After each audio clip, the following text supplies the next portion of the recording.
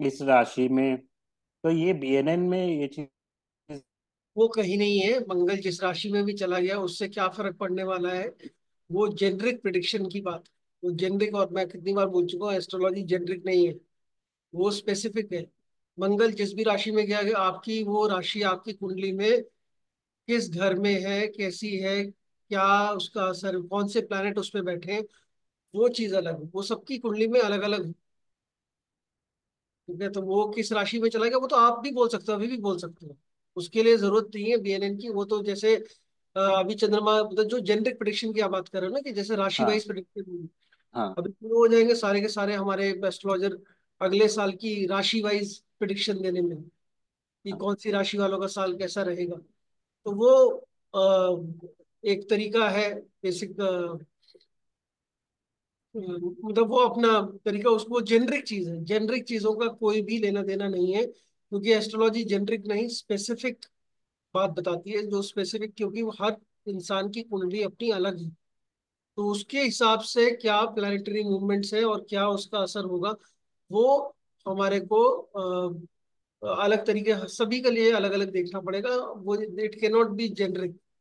तो वो जेनरिक वाली कहानी। यहाँ पर हम कैसे पढ़ेंगे, यहाँ ट्रांजिट जो है, हर ट्रांजिट का असर, मतलब जैसे जैसे कोई भी प्लैनेट ट्रांजिट कर रहा है, वो नेटल कौन से नेटल प्लैनेट के ऊपर आया है, अच्छा। उसका एक अलग असर होगा। वो उसके एस्पेक्ट्स कैसे हैं वो होगा। और ट्रांजिट में यहाँ सबसे ज्यादा इंपॉर्टेंट है, जब हम आगे पढ़ेंगे, वो है जुपिटर का प्रोग्रेशन। तो प्रोग्रेशन में जुपिटर, क्योंकि आपको इवेंट्स जो प्रिडिक्ट करने हैं किसी के भी लाइफ के, तो वो हम प्रोग्रेशन से, मतलब आपका किस एज में शादी होगी, किस एज में बच्चे हो सकते हैं, किस एज में चोट लगेगी, किस एज में किसकी डेथ हो सकती है, किसकी, मतलब आपके रिलेटिव्स की, ग्रैंड पेरेंट्स, ग्रैंड मदर, कहाँ पर क्या, किसको साथ क्या कष्ट हो सकता है, वो सभी चीजें प्रोग्रेशन में, मतलब एज हम प्रोग्रेशन से निकालेंगे, और फिर हम प्रोग्रेशन के और जो उस समय का जो ट्रांजिट है, उन दोनों को जोड़कर हम फाइनल रिजल्ट प्रेडिक्ट करेंगे। तो लाइफ के सारे इवेंट्स उससे प्रेडिक्ट होंगे। सभी प्रोफेशन के बारे में बताना है किसी को, किसी को एजुकेशन के बारे में बताना है, एजुकेशन कैसी रहेगी, अच्छी रहेगी, खराब रहेगी, ब्रेक होगा, किस सब्जेक्ट में एजुकेशन लेनी चाहिए, ये सारी बातें इसमें हम बहुत डिटेल में बात करेंगे।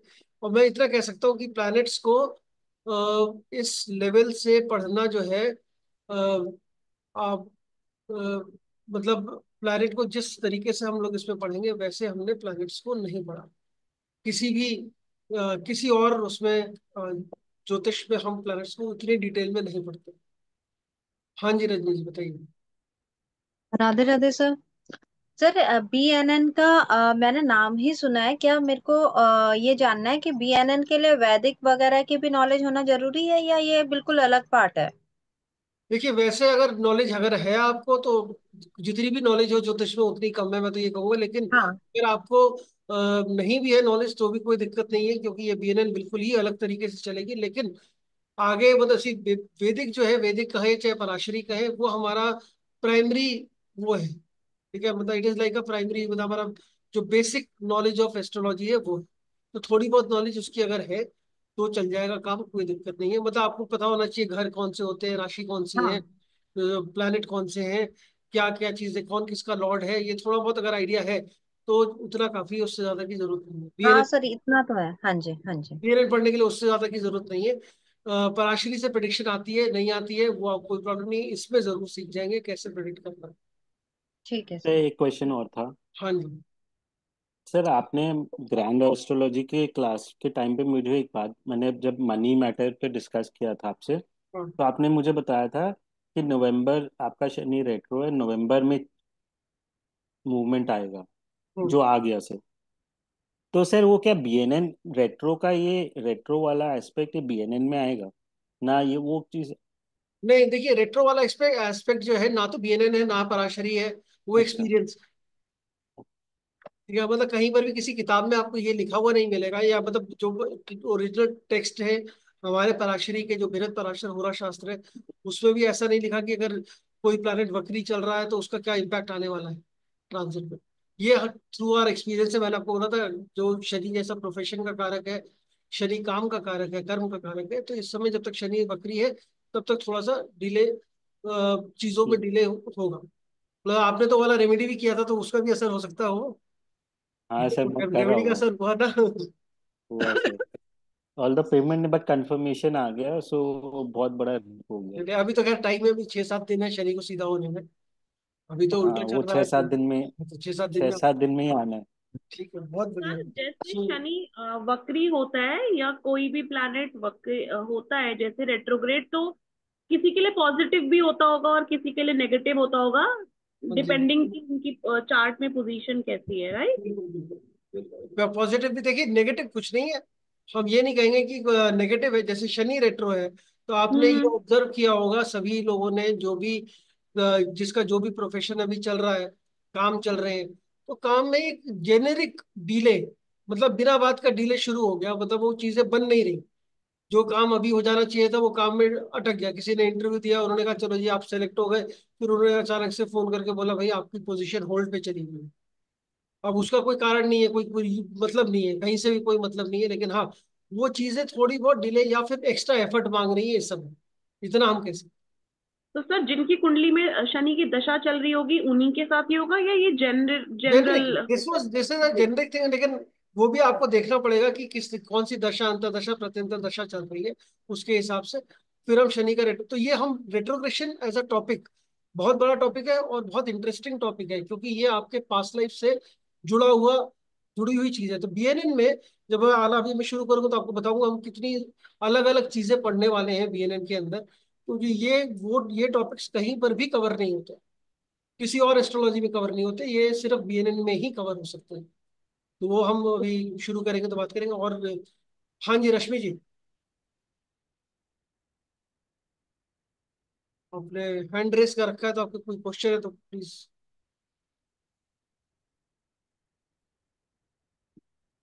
रश्मि जी पूछिए अपना क्वेश्चन। रजनी जी आप पूछ लीजिए।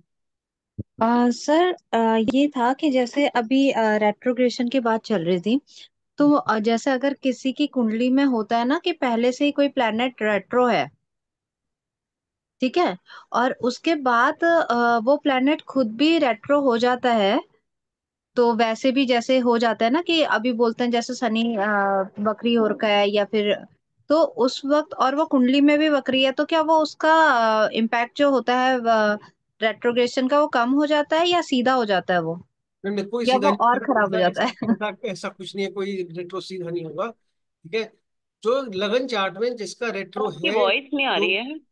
जिसका प्लैनेट रेट्रो है लगन चार्ट में, उसका एक बहुत सिग्निफिकेंट मतलब है।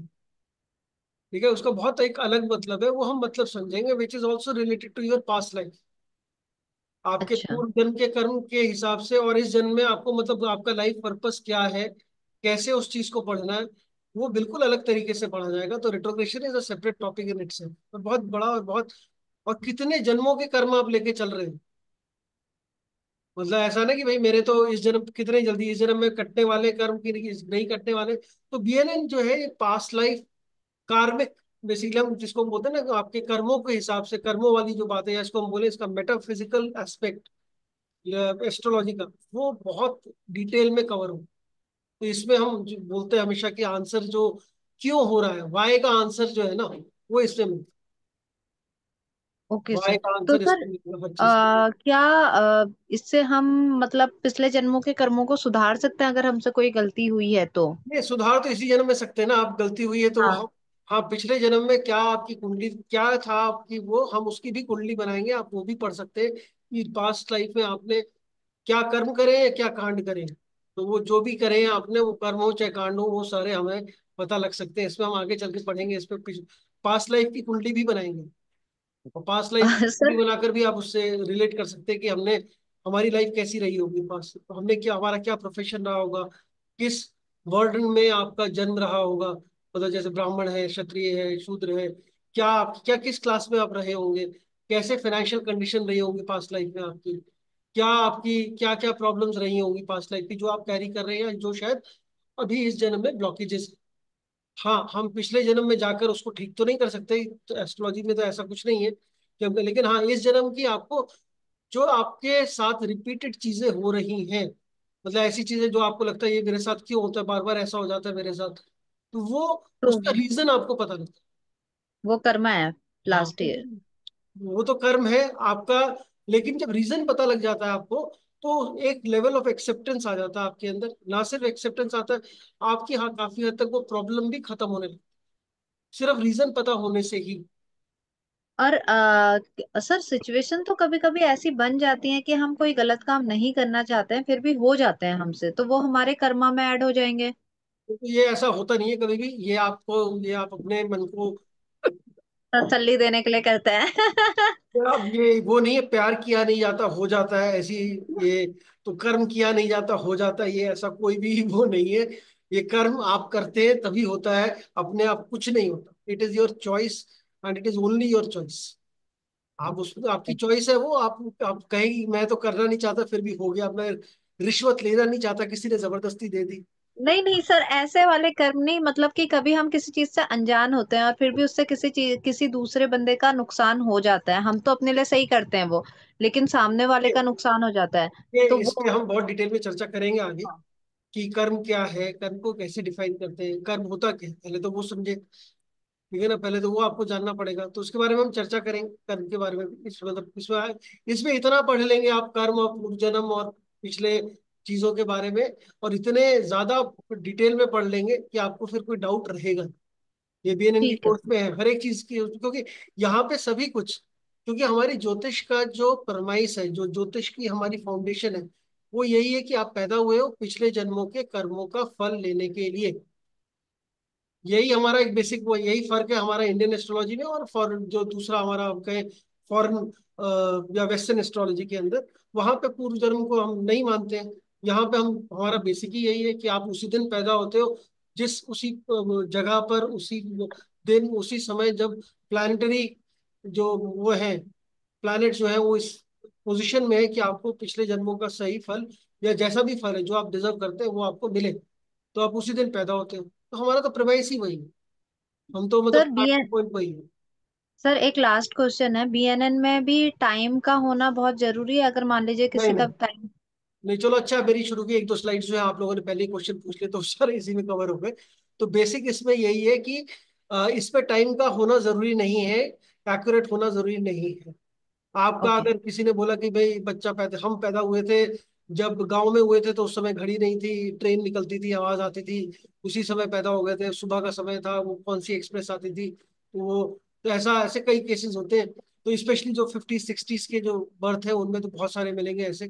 तो कोई दिक्कत नहीं है आपका, जो एक जो कुंडली बनेगी वो, उसी दिन की सुबह की आप बना लीजिए, उसमें कोई ज्यादा फर्क नहीं है। हाँ, अनलेस उसी समय कोई प्लैनेट अपनी पोजीशन चेंज कर रहा था, मतलब चंद्रमा 30 डिग्री से 1 डिग्री पे होने वाला था, अगर ऐसा कुछ हो रहा होगा तो अलग है, वरना तो सारे प्लैनेट्स जो अभी हैं वो 1 महीने तक तो कम से कम उसी में रहेंगे ही रहेंगे ना। भाई हर प्लैनेट जो है, जैसे सन जो है वो 30 दिन लेगा, मरकरी 30 दिन लेगा, वीनस 30 दिन लेगा, जुपिटर जो है 1 साल तक एक ही राशि में रहेगा, शनि 2.5 साल तक एक राशि में रहेगा, राहु केतु 1.5 1.5 साल एक राशि में रहेंगे, तो वो तो वहीं पे रहेंगे उसी उस में। और इसमें कोई लगन का भी चक्कर नहीं। अभी हम इसमें पढ़ेंगे लगन जो है आपका, जो फर्स्ट हाउस हम लगन पर आश्री में लेते हैं या असेंडेंट लेते हैं, इसमें बीएनएन में वो भी जरूरत नहीं है। बीएनएन में जिस घर में जुपिटर है वो आपका लगन है। तो जुपिटर से हम देखते हैं, जुपिटर को इसमें हम जीव कारक मानते हैं, तो जुपिटर से हम सारे प्लैनेट देखेंगे।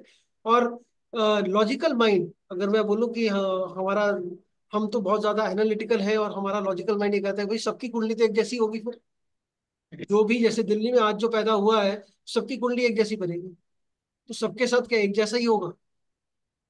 यहाँ पे क्यों बीएनएन में ये क्वेश्चन, क्योंकि मैं खुद इस तरीके से सारी चीजों को बहुत बारीकी से देखने की कोशिश करता हूँ। मेरे अंदर भी ये सवाल, ऑब्वियस सवाल है बड़ा, आया कि ये कैसे होगा। सरप्राइजिंगली ये फिर इसके अंदर जो डिविनिटी वाली कहानी आती है उसको हम लेकर आते हैं कि बीएनएन एक तो हर कोई सीखता नहीं है, ना कोई हर कोई सीख सकता है। ये इसका जो, जैसे जो लेजेंड्स कहते हैं, जो पुरानी बातें हैं, वो ये है कि भगवान शिव ने भगवान देवी पार्वती को ये बताई थी पूरी, और नंदी ने, या नंदी ऋषि कहें, या जो नंदी है वो, उन्होंने सुनी थी ये, तो उन्होंने अपनी एक फिलोसफी, ये नंदी नंदी एस्ट्रोलॉजी कह लीजिए या नंदी नाड़ी कह लीजिए, वो बनाई। फिर भृगु ऋषि हुए, फिर भृगु ऋषि की भृगु संहिता है, उनकी एक एस्ट्रोलॉजी है। तो भृगु संहिता और नंदी नाड़ी कह लीजिए या भृगु नाड़ी कह लीजिए। एक्चुअली नाड़ी का मतलब साउथ में मंत्र ही है, तो नॉर्थ में जिसको हम संहिता बोलते हैं, वही सेम चीज नाड़ी है साउथ में। तो अब इन दोनों का कॉम्बिनेशन बनाकर श्री आरजी राव जी ने एक ये स्टडी बनाई और एक कहानी बनाई, ये भृगु नंदी नाड़ी की। ये स्टडी पूरी की पूरी आरजी राव जी ने बनाई, सरप्राइजिंगली। और मैंने बहुत सालों तक इस पे कुछ ज्यादा काम भी नहीं किया था, क्योंकि मुझे भी ये लॉजिक नहीं बैठता था कि भाई ये सब लोग की कुंडली तो एक जैसी बनेगी। अब जब इसके आप डिटेल में जाते हैं और सामने आपकी कुंडली आती है, तो ये देखिए, जब आप एस्ट्रोलॉजी करते हैं, काफी टाइम तक करते हैं, और आपकी समझ में आता है कि देखिए आपके पास करोड़ों लोग हैं, लेकिन आपके पास दिखाने कौन आ रहे हैं? आप किसकी कुंडली देख रहे हो? ये आप सबकी तो कुंडली देख नहीं रहे हो। आपके पास जो आ रहा है दिखाने, या आप जिसकी कुंडली देख रहे हो, वो आप ये मान के चलिए कि आप नहीं डिसाइड कर रहे, या वो आदमी नहीं डिसाइड कर रहा कि मुझे इससे कुंडली अपनी दिखवानी है। It is a divine message to you. ये डिवाइन का वो है, आप कह लीजिए ऊपर वाले का है, भगवान का है, जिसको भी आप मानते हैं। उन्होंने आपको सिलेक्ट किया सामने वाले को गाइड करने के लिए। जो भी सामने आया बैठा है, वो आप एज अ मीडियम हो, जिसने जिसके थ्रू आपके एक गाइडेंस जानी है सामने वाले को। बस इसीलिए वो सिलेक्ट हुआ, इसीलिए वो आया, उसीलिए आप उसकी कुंडली देख रहे हो। तो इतना पोर्शन ऑफ डिविनिटी आप लेके चल सकते हो। आप ये भी कह सकते हैं कि ये भी डिवाइन का वो है कि आप लोग आज अटेंड कर रहे हैं क्लास, और मैं मेरे को एज अ मीडियम भगवान ने चुना कि मैं आप लोगों को इसके बारे में बताऊं। इतना ही है। अगर मैं ये समझने लगूं कि मैं ही भगवान हूं, क्योंकि एस्ट्रोलॉजी करते करते इंसान के अंदर बहुत ज्यादा जो 4 प्रिडिक्शन ठीक हुई, तो वो अपने आप को भी भगवान समझने लगता है कि देखा, मैंने बोला था ऐसा होगा। तो ये बहुत गलत चीज है। अगर कोई भी इंसान आपको ऐसा मिलता है बोलते हुए कि मैंने बोला इसलिए हो गया, समझ लो उसका पतन, या उसकी उसकी जो नॉलेज है, उसका जो डाउनफॉल है, वो शुरू हो चुका है। उसकी नॉलेज का भी डाउनफॉल शुरू हो गया, और वो भी शुरू। यहाँ कुछ नहीं है। मैं भी एक स्टूडेंट हूँ एस्ट्रोलॉजी का, आप भी स्टूडेंट हैं एस्ट्रोलॉजी के। मैं जितना मैंने सीखा, जितना मेरे को नॉलेज है, उतना मैं आपको दे रहा हूँ। और यदि आपको कभी भी कोई भी एस्ट्रोलॉजर मिले जो कहे मुझे सब आता है, तो मतलब उसको कुछ नहीं है। ये एक ऐसा सब्जेक्ट है जिसको आप पूरी जिंदगी पढ़ सकते हैं, पूरी जिंदगी आपको, क्योंकि हर हॉरोस्कोप आपको नया कुछ सीखने को मिल देगा। ऐसा कभी भी नहीं है कि सारे हॉरोस्कोप आपने सीख लिया, 4 प्रिडिक्शन ठीक कर दी, 10 हो गई, आपकी सारी प्रिडिक्शन ठीक जा रही है। बहुत अच्छी बात है, आपका समय अच्छा चल रहा है, सब प्रिडिक्शन अच्छी जा रही है। समय सारा एक जैसा नहीं रहता। तो अगर आप इस प्रोफेशन को, स्पेशली भृगुनंदी नाड़ी को पढ़ने के लिए, आपके अंदर जितनी ह्यूमिलिटी है, जितना आप डाउन टू अर्थ रह सकते हैं, उतना रहने की जरूरत है। और मैं तो कहूंगा सभी एस्ट्रोलॉजी पढ़ते समय ऐसा ही एटीट्यूड रहना चाहिए। और जब भी आप किसी का चार्ट देखें, तो भी ऐसे तो भगवान को पहले थैंक करें कि सामने वाले को आपने मुझे चुना, कि सामने वाले को मैं कोई गाइडेंस दे, इस काबिल समझा कि मैं इसको गाइडेंस दे सकूं। और अपने गुरु, अपने भगवान, सबको थैंक यू करके कि अब आप मेरे को गाइड करो कि मैं इसको आगे सामने वालों को कैसे गाइड करूं। ये अगर आपके अंदर भाव बना रहेगा, तो आपकी आपके अंदर हमेशा वो रहेगी। और कभी भी अगर एक भी प्रेडिक्शन ठीक होती है, तो ऊपर वाले का धन्यवाद दीजिए कि आपने सही गाइड करने के मेरे को रास्ता दिखाया। ये एक बहुत बहुत बहुत इंपॉर्टेंट और बेसिक चीज है, और specially with Bhrigu Nandini it is very important. तो बाकी सब में तो कोई इतना इस चीज पे जोर देता नहीं है। इसके अंदर और भी बहुत सारे डूज एंड डोंट्स हम लोग पढ़ते हैं, कि आपको किस तरीके की प्रेडिक्शन देनी है। मतलब ऐसा माना जाता है कि किसी के पर्सनल लाइफ के या सेक्सुअल लाइफ के बारे में बताना, वो इसमें हम नहीं बताते। किसी की डेथ के बारे में, हालांकि आप पढ़ेंगे पूरा कि डेथ को कैसे देखना है, और आप खुद भी ऑब्जर्व करेंगे जो भी आपके ग्रैंड पेरेंट्स या आपके जो पेरेंट्स किसी के नहीं है, या कोई भी डेथ हुई है, वो कब कब हुई है, कैसे कैसे हुई है, उन चीजों के बारे में भी हम इसमें पढ़ेंगे। लेकिन वो ना तो बतानी है किसी की, ना अपने लिए निकालनी है। क्योंकि अक्सर ऐसा होता है कि भाई हम खुद ही निकाल के बैठ जाते हैं, अच्छा मैं तो इस समय मरने वाला हूँ, क्या मतलब, वो आदमी अपना अलग स्ट्रेस लेवल पे चला जाता है। ये आना जाना हमारे हाथ में नहीं है, ऊपर वाले के हाथ में। हम जितनी मर्जी कैलकुलेशन कर लें, हम नहीं निकाल सकते। हम नहीं निकाल सकते कौन वो चीज नहीं, वो कभी भी ठीक नहीं जाएगा। ना आने की चीज ठीक जाएगी, ना जाने की चीज ठीक जाएगी।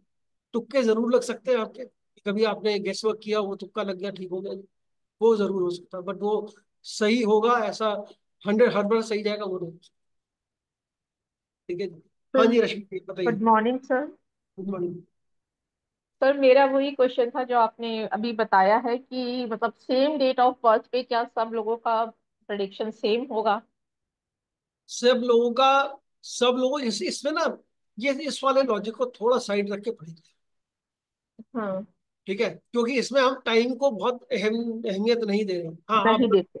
सिर्फ नाड़ी हम्म। एस्ट्रोलॉजी पढ़ेंगे तो हम या केपी पढ़ेंगे या कस्पल इंटरलिंक एक और थ्योरी है उसको पढ़ते हैं, तो वहां पर हम टाइम को बहुत ज्यादा अहमियत देते हैं। वो अगर हम्म। टाइम एक्यूरेट नहीं है तो फिर बेकार है, फिर हम पहले बीटीआर करते हैं, मतलब पहले बर्थ टाइम रेक्टिफिकेशन करते हैं, फिर हम इसमें जाते हैं। इसमें इन सब चीजों की जरूरत ही नहीं है।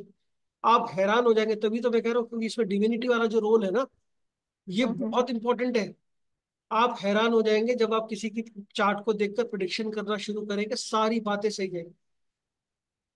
मतलब इसमें ये रोल है, कैसे है, क्यों है, कैसे पॉसिबल है ये, इसके बारे में मेरे पास कोई, मैं इस लायक नहीं हूं कि इसके बारे में मैं कोई आपको आंसर भी दे पाऊं। मैं तो इतना ही कहूंगा कि अगर सही जा रही है प्रेडिक्शन, आप अपने चार्ट पे लगाएंगे ना पहले तो, पहले तो हम्म। सारी चीजें अपने चार्ट पे देखेंगे कि ये पढ़ने का तरीका समझेंगे। अपने चार्ट पे प्रेडिक्शन ठीक गई, आपके घर वालों के चार्ट पे प्रेडिक्शन ठीक गई, आपके दोस्तों के चार्ट पे प्रेडिक्शन ठीक गई, फिर आप कहेंगे यस, अब ये मतलब इसका मतलब ये है कि ये चीज ठीक जा रही है, तो आप उसको आगे प्रैक्टिस करेंगे। और इसमें जैसे मैंने बोला, इसमें बहुत ज्यादा हम एक्यूरेसी ऑफ, हालांकि हम पढ़ेंगे सारा कुछ कि हम जिसको डे वाइज भी हम रिजल्ट निकाल सके, कितनी प्रैक्टिस आप उस चीज पे करते हैं वो आप क्या, कि हम उसको कितना निकाल पाएंगे। लेकिन आपको एक एज, मतलब जैसे कि आपका 20 से 25, 20 से 21 साल के बीच में यहाँ पर शादी हो जाएगी किसी की, या 25 से 26 में शादी होगी, ऐसी चीजें, ऐसी वाली जो प्रिडिक्शन है वो आप बहुत इजीली निकाल पाएंगे। जी। और किसी भी कुंडली को जब आप देख रहे हैं, तो जैसे होता है ना, सामने वाले को एकदम सरप्राइज कर देना, सामने हम्म। वाले को, एक होता है जिसको हम बोलते हैं वाव फैक्टर, तो वाव हम्म। फैक्टर है इसके अंदर, डीएनए में। वो किसी और चीज में नहीं है। किसी और हम्म। कुंडली को देखकर आप ये सब बातें नहीं बता पाओगे जो कि इसमें बता पाओगे। और इसके लिए मैं ये नहीं कह रहा, हालांकि बहुत सारे टीचर्स ऐसा बोलते हैं कि बीएनएन से बढ़कर कुछ भी नहीं है, बीएनए नहीं करिए और कुछ मत करिए, मैं ऐसा बिल्कुल भी नहीं बोलता। जितनी भी नॉलेज, जितने भी स्ट्रीम्स ऑफ एस्ट्रोलॉजी है, ये सारे एक दूसरे को कॉम्प्लीमेंट करते हैं, कम्पीट नहीं करते। हम्म। ये एक दूसरे से कंपटीशन नहीं है कि भाई भृगुनंदी नाड़ी ज्यादा अच्छा है कि पराशरी अच्छा है कि नाड़ी की केपी, ये कंपटीशन नहीं है। आप जो चीज आती है आपने, और आजकल देखिए कोई किसी के पास ऐसा समय नहीं कि 10 साल तक एक ही चीज पढ़ता जा रहा है और फिर उसके बाद उसको महारत हासिल हुई। आज सभी को चाहिए कि 1 साल के अंदर, 6 महीने के अंदर कोई ऐसा इंजेक्शन मिल जाए, लगा ले, हम कल से पंडित बन जाए। ऐसा भी है, वैसा अभी हो सकता हो जाए, थोड़े दिनों में ऐसी चीज पॉसिबल हो जाए, बट अभी फिलहाल नहीं है। लेकिन हाँ, सबको जल्दी सीखना है और जल्दी जी। प्रेडिक्शंस करनी है, जल्दी उसके बारे में तो सबको जल्दी है। तो जो उस जल्दी का इलाज यही है कि हम कोई भी इवेंट, जैसे एस्ट्रोलॉजी सीख रहे हैं अगर, तो हम 2-3 तरीके की एस्ट्रोलॉजी सीख ली, या 2-3 तरीके की मोडालिटी सीख ली अलग अलग, जिससे हम प्रिडिक्शंस कर सकते हैं। और हर उस, जैसे शादी किसी के देखना, शादी कब आएगा, हर 2-3 तरीके आपने लगाए, उससे शादी का टाइम निकाला, तीनों में ठीक आ रहा है, बहुत अच्छी बात है जी, यही होगा, कंफर्म हो गया, आप भी कंफर्म हो गए, सामने वाले को भी आप उतने ही कॉन्फिडेंस से बता पाओगे। तो that is one way of learning quickly, use multiple modalities for one single event, that is one way. Hmm. नहीं तो आप एक, वरना हर एक जो चाहे वो कोई भी वैदिक, तो जब तक केपी नहीं था, नाड़ी नहीं था, भृगुनंदी नाड़ी यहाँ नॉर्थ में फेमस नहीं था, लेकिन साउथ में बहुत टाइम से है, और बहुत टाइम से लोग उसको प्रैक्टिस भी कर रहे हैं। इनफैक्ट आप लोगों में से कई लोग, ऐसा हो सकता है वो जो पाम लीज वाली है, जो नाड़ी पढ़ते हैं, उनके पास भी गए हो, जो थंब इम्प्रेशन लेते हैं और आपको अपनी प्रिडिक्शन देते हैं। आप लोगों में से कोई गया उनके पास अभी तक? सर मैं यस गया हूँ। सर, मैं गई हुई हूँ। अच्छा आप गए हो, तो क्या प्रिडिक्शन उन्होंने बताई, ठीक आई आपकी प्रिडिक्शन सारी की नहीं आई, क्या हुआ? नहीं सर, उतनी मतलब पास्ट की तो ठीक आई, लेकिन जो फ्यूचर उन्होंने प्रिडिक्ट करा था, मैं गई थी अराउंड 14 years बैक, मेरे हस्बैंड की मिल गई थी वहां पे। तो वो उतना ठीक नहीं आया, मतलब एक्चुअली ना थोड़ा सा हुआ है, जैसे वैदिक उन्होंने भी जो बताया वही वैदिक ने भी बताया, वैदिक एस्ट्रोलॉजी ने। लेकिन अभी एक नाड़ी नक्षत्र देख के एक सर ने बताया, उन्होंने टोटली डिफरेंट बताया उनका। तो हाँ अब तो उनका, पता नहीं। तो वो जो है उनका, वो एक अलग विद्या है, वो बिल्कुल ही अलग विद्या है। और उसमें आपका जो पास्ट है, इनफैक्ट आपका हस्बैंड का नाम, बच्चों का, कितने वो बच्चे हैं, सब वो पेरेंट्स सब का सही नाम, आया बिल्कुल। वो सब एकदम उन्होंने एक्यूरेटली बता बता दिया दो। आपकी वाइफ का नाम ये है, वो ये काम करते हैं, वो सब सही आया, लेकिन जो फ्यूचर प्रिडिक्ट करा था वो नहीं सेट बैठा। फ्यूचर प्रेडिक्शन पास्ट, इतना एक्यूरेट उसमें नहीं। हाँ फ्यूचर नहीं आया, पास्ट वॉज फाइन, पास्ट उन्होंने जो करा था वही था। तो future prediction is an art. ठीक है, तो वो हमें बहुत जैसे हम कई सारी चीजें लेके चलते हैं, तो वही मैं कह रहा हूँ, क्योंकि हमें श्योर होना पड़ता है किसी एक पर्टिकुलर इवेंट के लिए। किसी की शादी प्रिडिक्ट कर रहे हैं, किसी का डिवोर्स प्रिडिक्ट कर रहे हैं, कैसी रहेगी, किसके साथ रहेगी, लोगों को सारी हर तरीके की प्रिडिक्शन चाहिए अपने बारे में। तो हम एक मेथड ना यूज करके मल्टीपल मेथड यूज करते हैं, ताकि हमारा हम भी उतने श्योरली आंसर कर सकें। फिर बहुत जी सारे जी। लोगों के क्वेश्चन, मतलब लोग तो अलग ही टेंजेंट में चले जाते हैं जब पूछते हैं आपसे क्वेश्चन, तो कुछ भी पूछ सकते हैं।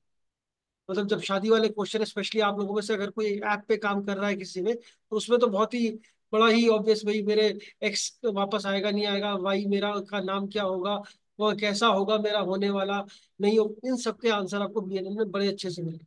बहुत डिटेल में आप कुछ भी पूछे, पड़ोसी के बारे में पूछिए, अपने किस जिसके बारे में आप बात करना चाहते हैं उससे पूछिए। क्योंकि यहाँ पर हम प्लैनेट्स को पढ़ने जा रहे हैं। जब आप प्लैनेट्स को पढ़ेंगे, तो प्लैनेट्स के कारक तत्व, उन कारक तत्वों को पढ़ेंगे। और वो कारक तत्व इतनी डिटेल में पढ़ेंगे कि जब किसी भी कारक तत्व को कैसे जोड़ना है दूसरे प्लैनेट के साथ, वो हम पढ़ेंगे। तो पहले तो बहुत टाइम तक हम, मतलब काफी 50% ऑफ द कोर्स, या मैं कह सकता हूँ 60% of the course is only studying planets. फिर ट्रांजिट और प्रोग्रेशन आता है। तो ये बहुत डिटेल में, मैं अभी इसमें कोर्स कंटेंट क्या पढ़ेंगे पहले वो भी शेयर करूंगा आप लोगों से। फिर हम स्टार्ट करते हैं हमारा आज जो बेसिक बेसिक टॉपिक हम पढ़ेंगे। हाँ जी रश्मि जी। रश्मि जी आपने हाथ खड़ा किया हुआ, कुछ क्वेश्चन है पूछिए, नहीं तो फिर हम स्टार्ट करते हैं। हाँ, सर मेरा वही क्वेश्चन था, आप बता चुके हैं कि सेम डेट ऑफ बर्थ पे अच्छा, प्रेडिक्शन तो मतलब आप कैसे हैंड होती नीचे कर लीजिए, वो है। ऊपर हाथ करे करे वो दर्द हो जाएगा हाथ। हाँ, थैंक यू थोड़ा सर। लंबा हाथ नहीं करना, ठीक है जी, चलिए।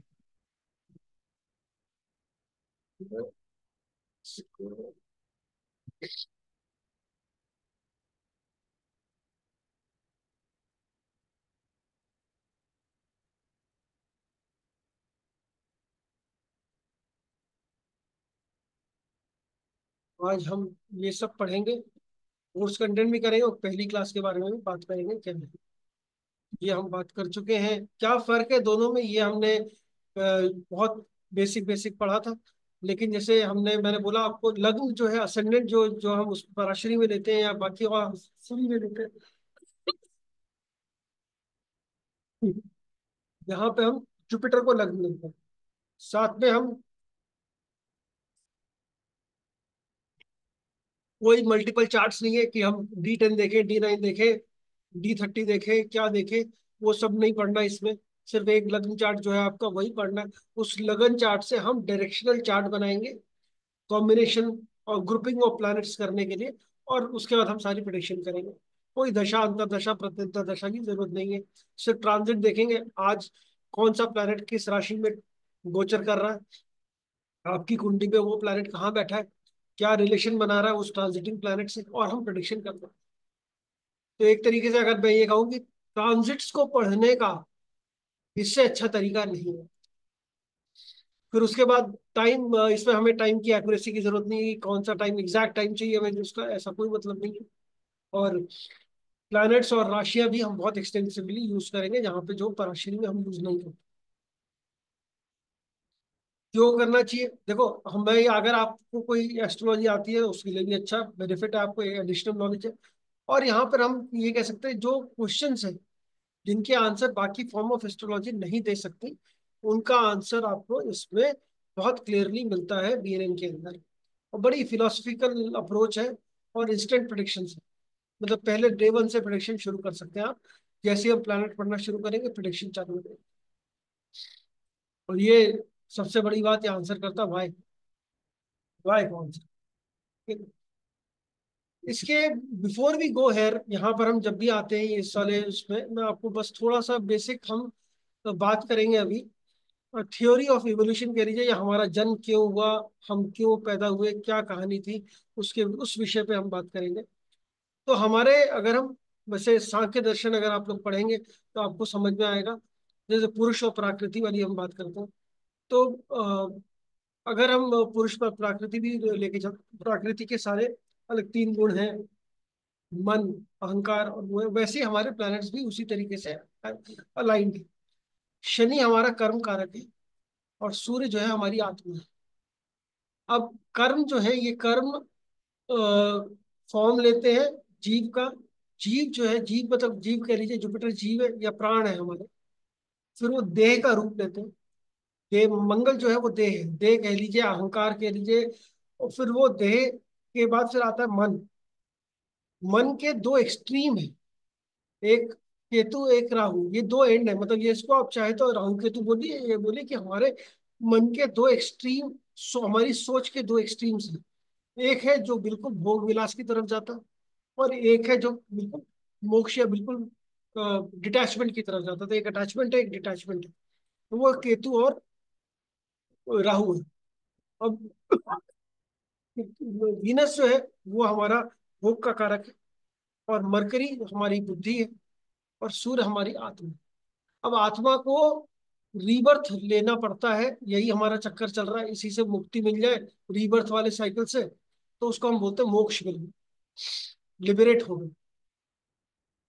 तो मुक्ति मिलने में सबसे बड़ा जो एक रोड़ा अटका हुआ है हमारा, वो क्या है? अगर हम बोले कि हमारी आत्मा को मुक्ति मिलेगी, वो आत्मा को मुक्ति नहीं मिल रही है, सबसे बड़ा जो रोड ब्लॉक है, सबसे बड़ी बड़ी जो प्रॉब्लम है, वो है हमारे कर्म। और उसका कारक कौन है? उसका कारक है शनि। तो आपने सूर्य और शनि की एनिमिटी है, सबने सुनी होगी। जितने लोग न्यूमरोलॉजी पढ़ते हैं 1 और 8 की, तो उन्होंने सबने बैंड बजा के रखा हुआ है कि भैया 1 और 8 तो बहुत ही खतरनाक है, जबकि ऐसा कुछ नहीं होता। प्रॉब्लम कहाँ है? जो इसका जो फिलोसफिकल रीजन है, जो एक्चुअल रीजन है इसकी एनिमिटी की, अगर हम बात करते हैं, तो सूर्य, सूर्य आत्मा है। आत्मा का एकमात्र लक्ष्य वो है मोक्ष। और उस लक्ष्य को प्राप्त करने के लिए जो सबसे बड़ा एक ब्लॉकेज है, वो है हमारे कर्म। उसका कारक कौन है? वो है हमारा शरीर। हमारे कर्मों का हिसाब पूरा नहीं होता, हमारी बैलेंस शीट में अप एंड डाउन चलता रहता है हर समय, और उसकी वजह से आपको रीबर्थ लेना पड़ता है। अब जब आप रीबर्थ लोगे तो आत्मा को तो मोक्ष मिलेगा नहीं। इसलिए इन दोनों के बीच में सबसे बड़ा वो है। अब मून का, अगर आप, चूंकि हम फ्रेंडशिप एनिमिटी पढ़ते हैं, तो हम यहाँ पे फ्रेंडशिप एनिमिटी को बड़े फिलोसफिकल तरीके से भी पढ़ेंगे, और असल रीजन समझेंगे कि भाई दोनों में सूर्य शनि का, बाप बेटे का बैर। अब बाप बेटे वाली स्टोरी तो बनाई गई और हमें बताई गई ताकि हमें समझ में आए, इजीली समझ में आ जाए। ये आत्मा मोक्ष सारी दुनिया को समझ में नहीं आता, तो इसके लिए हमारे को ये, लेकिन अगर आप सीरियसली समझो तो ये हमारे मोक्ष और कर्म ही है जो बाधा करते हैं। सूर्य, राहु जो है वो सूर्य का दुश्मन माना जाता है। क्यों? क्योंकि राहु बहुत बड़ा, और वीनस भी सूर्य का दुश्मन है। क्यों है? सेम चीज। वीनस भोग का कारक है, और उसको वो भी भोग में लिप्त है, वो भी आत्मा को मुक्त होने से रोकता है, इसलिए दुश्मन है। राहु भी, यहाँ पे बीएनएन में हम राहु को वीनस का, मतलब वीनस से और वीनस का बिगड़ा हुआ रूप मानते हैं। मतलब वीनस फिर भी एथिकल है थोड़ा, और राहु भी भोग का ही कारक है, लेकिन वो थोड़ा अनएथिकल मीन्स पे भी जा सकता है। खून मन है। मंगल जो है हमारा देह का रूप लेता है। यहाँ पर ये सभी, अगर इनकी हम सबकी फ्रेंडशिप एनिमिटी की बात करेंगे, और इस बारे में भी समझेंगे इस चीज को कि कैसे दोनों चीजें डिफरेंट है, मतलब कैसे फिलोसफिकल अप्रोच क्या है इनकी। तो ये, अब ये बहुत बेसिक में है, हम इसके बारे में और डिटेल में आगे चल के और भी बात करेंगे इस चीज के बारे में। अब यहाँ पर हम कह सकते हैं कि हर प्लैनेट के, सभी प्लैनेट के दो चीजें, दो कैरेक्टरिस्टिक्स हैं, दो सिग्निफिकेशंस है। एक जीव कारक है और एक अजीब कारक है। ये इंपॉर्टेंट है, जीव कारक, अजीब कारक। हर प्लैनेट से, हर प्लैनेट का अपना एक जीव कारक है, हर और कुछ अजीब कारक है। जैसे कि जुपिटर जो है वो सेल्फ को डिनोट करता है, आप खुद ही। तो जिस घर में जुपिटर है, अभी अभी आपको यहाँ पर एक और चीज, भाव यहाँ पर हम यूज नहीं करते हैं। अब ये समझ लीजिए, भाव को हम भाव नहीं देते। ये जो कौन से भाव का स्वामी कहाँ चला गया, ये सब कोई मतलब नहीं।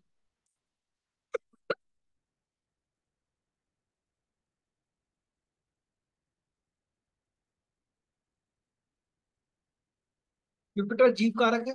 इसके अजीब कारक में आता है religion, guide, public activity, spirituality, philosophy, ये सारे अजीब कारक में आ जाते हैं इसके। सूर्य जो है ये है, इसका जीव कारक जो है फादर है या सन। मतलब अगर आपको अपने फादर के बारे में कुछ भी देखना है तो हमें सूर्य को स्टडी करना, अपने बेटे के बारे में कुछ भी देखना है तो आपको सूर्य को स्टडी करना। तो यहाँ पर बिल्कुल आपको बहुत इजीली आप देख सकते हैं। जो इसका अजीब कारक है वो ईगो है, गवर्नमेंट है, फेम है, अथॉरिटी है, लीडरशिप है, वो आपके जो ईगो है, ये सारी चीजें हमारे अजीब कारक में आ जाएंगी। मून का जो जीव कारक है वो मदर है। ठीक है, मदर है, डॉटर भी है इसमें। अजीब कारक में आती है माइंड है, चेंज है, ट्रैवल है, ब्लेम्स है। यहाँ चंद्रमा को हम उसके हिसाब से भी पढ़ते हैं कि भाई चंद्रमा जो है यहाँ पे, चंद्रमा को हम वैसा वाला चंद्रमा नहीं मानते जो पराशरी में देखते हैं। यहाँ चंद्रमा जो है ब्लेम्स का भी कारक है, लॉसेस का भी कारक है, इलोपिंग का भी कारक है। इलोपिंग मतलब भागना, भाग जाना, किसी को भगा के लेके जाना। क्योंकि ऐसा माना जाता है कि चंद्रमा जुपिटर की वाइफ को, तारा जो है उनको भगा कर ले गया था, और उन दोनों की नाजायज संतान जो है वो मरकरी है। ये हमारे पुराने ग्रंथों में ऐसा कहा गया। तो इसलिए चंद्रमा को सबसे शरारती प्लैनेट भी कहा जाता है, और सबसे इन सब चीजों से जोड़कर देखा जाता है कि वो भागने के लिए, या हम ये कहें कि चंद्रमा बेसिकली इज फॉर ब्लेम्स और चेंजेस और मोशन और ट्रैवल, इन सब का कारक। ये अजीब है। मार्स जीव कारक है। तो मार्स का जो जीव कारक है वो फीमेल्स हॉरोस्कोप में मंगल को हम हस्बैंड के लिए लेते हैं और ब्रदर के लिए। तो किसी भी फीमेल की कुंडली में मंगल अगर है, जहां पर भी मंगल बैठा उसके आसपास कौन से प्लैनेट बैठे, और उसके आने वाला आगे प्लैनेट, पीछे प्लैनेट, सामने प्लैनेट, इन सब प्लैनेट्स को हम जोड़कर एक डायरेक्शनल चार्ट बनाते हैं। उन सबको हम पढ़ेंगे, और ये बता देगा मंगल जिसके भी आगे बैठा है। बस मान लीजिए किसी की भी कुंडली में मंगल और केतु साथ में बैठे। अब मंगल और केतु किसी कुंडली में साथ में बैठे हैं, और केतु की डिग्री ज्यादा है मंगल से, और मंगल की डिग्री कम है। ये ऐसा हो ही नहीं सकता। उस हॉरोस्कोप में उसकी मैरिड लाइफ बड़ी बड़ी इजीली चल रही है, ऐसा हो ही नहीं सकता। पहली बार शादी के अंदर 100% प्रॉब्लम होगी। इतनी भी प्रॉब्लम आ सकती है कि ब्रेक हो जाए, डिवोर्स हो जाए, बट एडजस्टमेंट इश्यूज 100% आएंगे। मंगल के आगे केतु है। मंगल के आगे वीनस है। कैसा हस्बैंड होगा वो पता लग जाएगा आपको, किस किस लग्जरी वाली चीजें मिलेंगी। आप हस्बैंड बहुत रिच होगा, मतलब शादी के बाद हस्बैंड की, आप भाग्यशाली हस्बैंड के लिए कि मंगल के आगे वीनस है। मंगल के पीछे क्या है वो बैकग्राउंड बताएगा आपके हस्बैंड का, किस तरीके का हस्बैंड मिलेगा। मंगल के आगे जो प्लेनेट है वो शादी के बाद वाली सिचुएशन बताएगा, और एकदम एक्यूरेटली बताएगा। इसको हम जब आप पढ़ोगे आप खुद हैरान होंगे ये कैसे पता लगता है इसमें। फिर ऐसे ही फीमेल हॉरोस्कोप में, मेल हॉरोस्कोप पे वीनस जो है वो, उसका जीव कारक जो वाइफ का कारक है, वाइफ है, सिस्टर है, डॉटर है, ये सब वीनस में आते हैं। अब आपको मेल हॉरोस्कोप में अगर हमने वाइफ के बारे में सब समझना है तो हम वीनस को देख लेंगे। वीनस के आगे कौन सा प्लेनेट आ रहा है, वीनस के आगे केतु आ रहा है, उधर भी प्रॉब्लम आ गई। वीनस के आगे मंगल आ रहा है तो भी एडजस्टमेंट इश्यूज। अब वीनस के पीछे मंगल आ रहा है, मंगल एंगर का कारक है। तो हम सामने वाला अगर पूछेगा भाई कैसी वाइफ मिलेगी, वाइफ कैसी होगी मेरी, तो बोलो बहुत गुस्से वाली होगी, बहुत ज्यादा एंगर लेकर होगी। ये मंगल पीछे। वीनस के आगे शनि आ रहा है। आपको सिंपल प्रिडिक्शन देनी है कि अगर वाइफ वर्किंग नहीं, वाइफ शादी के बाद काम नहीं करेगी तो शादी के बाद एडजस्टमेंट इश्यूज होने ही वाले हैं। 100% वर्किंग वाइफ ही होनी चाहिए। अब ये सारे प्रिडिक्शन आपको कहीं और नहीं, कोई कैसे दिखाऊं, बहुत इजी। आपने एक नजर में देखकर बता कैसे, कैसे आप उसको बता। सर अगर किसी की कुंडली में वीनस के पीछे केतु है, तो उतनी प्रॉब्लम नहीं है। आगे केतु है तो डिवोर्स और लड़ाई झगड़ा या इस तरह के इश्यूज आएंगे। जी, पीछे केतु है, इसका मतलब आपकी वाइफ जो है पिछले जन्म हम्म। से है। वाइफ जो है पास्ट बर्थ से आपके साथ सर ओके। एक क्वेश्चन सर, आगे और पीछे का मतलब ये है कि आगे वाले हाउस डिग्री, में ना, उसके साथ ही हाउस डिग्री, में। Degree same house degree. में अगर ज्यादा डिग्री है वो अच्छा। भी, और उसके जस्ट नेक्स्ट हाउस में है तो भी। और मतलब और तो डिग्री सर वाइज अगर वो कोई प्लैनेट नहीं है, एक ही प्लैनेट है तब। तो फिर कोई दिक्कत नहीं, फिर थोड़ी हम बोल रहे हैं। फिर अच्छा। हम देखेंगे अभी कैसे सर पढ़ेंगे। फिर तो ट्राइन देखेंगे ना, ट्राइन देखेंगे, सेवेंथ एस्पेक्ट देखेंगे। जी जी बिल्कुल सही। तो उसके लिए हम डायरेक्शनल चार्ट बनाते हैं। डायरेक्शनल चार्ट जब बनाएंगे तो आपको उस पर आइडिया लग जाएगा कैसे सर जो आप ये आगे और पीछे बता रहे हैं, ये मतलब सेम हाउस में कम या ज्यादा डिग्री? सेम हाउस में हाँ। कम या ज्यादा डिग्री, या एक घर भी पहले एक घर आगे। एक घर पहले या एक घर आगे? ओके। 212 होगा, या तो 212 में होगा सेकेंड हाउस में। कोई अगर प्लैनेट बैठा है, मतलब वीनस आपका 7वें घर में बैठा है, केतु 8वें घर में बैठा है, तो भी समस्या ओके। शुरू हो गई। फिर उसके बाद एक और होगा, ट्राइन में बैठा है, 159, टू सिक्स राइट। 10, 3 7 11, 4 8 12, उनमें बैठे, तो उसके हिसाब से भी हम उनको अरेंज करेंगे डिग्री वाइज। तो हम डायरेक्शनल हम पढ़ेंगे डायरेक्शन चार्ट कैसे बनाना है। तो डायरेक्शन चार्ट बनाएंगे कुछ कुंडलियों के, और फिर कुछ हम उसके बारे में बात करेंगे कैसे होंगे प्रेडिक्शन का। तो पर वो सर बहुत लोगों की कुंडली में वीनस के आगे केतु या मंगल के आगे केतु आता ही है, या ट्राइन में आएगा। प्रॉब्लम आती है फिर शादी में। तो मतलब मैक्सिमम लोगों का ये देखा गया है। फिर ऐसा नहीं है कि मैक्सिमम लोगों को होता है, लेकिन होता क्या है, जब आपके किसी के पास प्रॉब्लम होती है तो ही आएगा वो एस्ट्रोलॉजर के पास। सर और आगे एस्ट्रोलॉजर का, होने से प्रॉब्लम आती है, पीछे हाँ, होने से नहीं आती पीछे ना? होने से नहीं, पीछे होने से कोई प्रॉब्लम। पीछे होने से मतलब अगर वो बैकग्राउंड बता दे, देखिए कोई भी प्लेनेट के पीछे जो प्लेनेट है वो इस प्लेनेट का बैकग्राउंड उसका बता दे। बैकग्राउंड है। पता है ऐसा है और कि ये प्लेनेट इस प्लेनेट के ऊपर से होकर आया है, तो इसके कारक तत्व को लेकर आया है। वीनस के पीछे ओके। केतु है, तो हम बोलेंगे वाइफ बड़ी स्पिरिचुअल है, बहुत हम्म। ज्यादा, मतलब डिटैच्ड है, ज्यादा अटैचमेंट नहीं है उसके अंदर, ये स्पिरिचुअलिटी की तरफ जाएगी, ये इसके अंदर बड़ा तो मेडिटेशन वगैरह भी कर सकती है, स्पिरिचुअल भी हो सकती है। ये सारी बातें, और पिछले जन्म से कनेक्टेड है आपके साथ, ये हम बात। तो भाई बड़ा ओके। पिछला जन्म बहुत बार आएगा इसमें, कि आपकी बहुत हर प्लैनेट के इसमें हम बात करते करते पिछला जन्म, अगले उसमें, ये बहुत बार बात हम इस चीज को यूज करेंगे, स्पेशली जब राहु केतु की बात करेंगे। और सर आगे वाले घर से हम ये देखेंगे कि फ्यूचर में कैसा रहेगा। सपोज आगे वाले घर में हाँ जी, मंगल आ गया तो आगे लड़ाइयाँ होंगी। हाँ लड़ाइयाँ होंगी, आगे लड़ाइयाँ होंगी, आगे एंगर वाइफ। मतलब देखिए क्या होता है ना, हम ये बोलते हैं इसमें, कुंडली आपकी जब बनी तब वो आपके जन्म के बाद बनी। राइट। अब मान लीजिए सन के आगे वीनस आ गया, हम्म। सन और वीनस का कॉम्बिनेशन अक्सर साथ में रहते हैं, लेकिन सन की डिग्री कम है, वीनस की डिग्री ज्यादा है। तो आप सीधा देखते ही प्रेडिक्शन देंगे, आपके जन्म के बाद आपके पिता की बहुत बढ़िया तरक्की हुई, पैसा आया आपके पिता के पास, कोई नहीं झुटला सकता इस बात को। आप इसको अब आंख बंद करके प्रेडिक्शन दीजिए कि इसको सन के आगे वीनस है, मतलब ये जन्म के बाद सन के आगे केतु आ गया, पिता के साथ, और सन के आगे शनि आ गया, मतलब आपके जन्म के बाद पिता की लाइफ में बहुत कष्ट बढ़ गए, आपका उनका हार्डवर्क बढ़ गया। केतु, सैटर्न और केतु दोनों आ गए, फिर तो बहुत खतरनाक, बहुत डेडली सिचुएशन है, मृत्यु तुल्य कष्ट हुआ आपके पिता को। सन के, अच्छा साथ। सन के आगे शनि भी है और केतु भी है। तो ये पूरी एक लाइन बनेगी प्लैनेट्स की, और हमें इस पे प्रिडिक्शन करने के लिए बड़ा सिंपल है। जैसे हम जीव कारक की बात कर रहे हैं ना, किसके बारे में बात करनी है, आपने क्या पूछना क्या है। आप बोलेंगे एजुकेशन पूछनी है, मरकरी, की बात करेंगे। मरकरी जो है वो हमारा, मरकरी का जो जीव कारक है वो हमारे रिलेटिव्स है, नेबर्स है, और हमारी सिस्टर है, ठीक है, रिलेटिव नेबर्स सिस्टर्स हो गए, और फ्रेंड्स हो गए, गर्लफ्रेंड बॉयफ्रेंड वाला जो फ्रेंड है वो फ्रेंड मरकरी है। अब पूछोगे मेरी एजु और मरकरी एजुकेशन का कारक है यहाँ पर, कि एजुकेशन कैसी रहेगी। जिसकी भी कुंडली में मरकरी के आगे मार्स है या मरकरी के आगे केतु है, उसकी एजुकेशन में ब्रेक 100% आएगा। वो कभी भी आएगा, चाहे कॉलेज में 1 साल रुक गया, फिर उसने एग्जाम दिया। मरकरी के आगे मार्स है, अगर वो इंजीनियरिंग नहीं पढ़ रहा या मंगल से रिलेटेड सब्जेक्ट नहीं पढ़ रहा, तो वो पढ़ाई कभी नहीं कर पाएगा पूरी। कितना सिंपल है, कितना इजी है, मतलब इतनी इससे सिंपल एस्ट्रोलॉजी नहीं हो सकती। एस्ट्रोलॉजी पर पढ़ने का, सर और इससे सटीक नहीं हो सकती। सर पर सर डिपेंड करेगा डिग्री पे ना सर। हाँ, मंगल के आगे जब भी बोलता हूँ ना, मंगल के आगे मतलब हाँ। मार्स की डिग्री कम होनी चाहिए।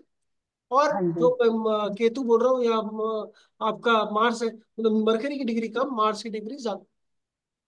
डिपेंड अपॉन डिग्री होती है सर। हाँ, डिग्री और नेक्स्ट हाउस में होगा तो। और फिर तो ट्राइन में भी देखेंगे, वो मैं आपको बताऊंगा, डायरेक्शनल चार्ट कल हम बनाएंगे तो सारी चीजें क्लियर हो जाएंगी। अभी तो मैं सिर्फ आपको छोटी छोटी कैसे प्रिडिक्शंस करनी है वो बता रहा सर एक क्वेश्चन। एक हूँ। सर सर जैसे एक क्वेश्चन। एक सेवेंथ हाउस, सपोज कन्या का। करिए सर सेवेंथ हाउस में वीनस है, ठीक है। हाँ बोलिए बोलिए।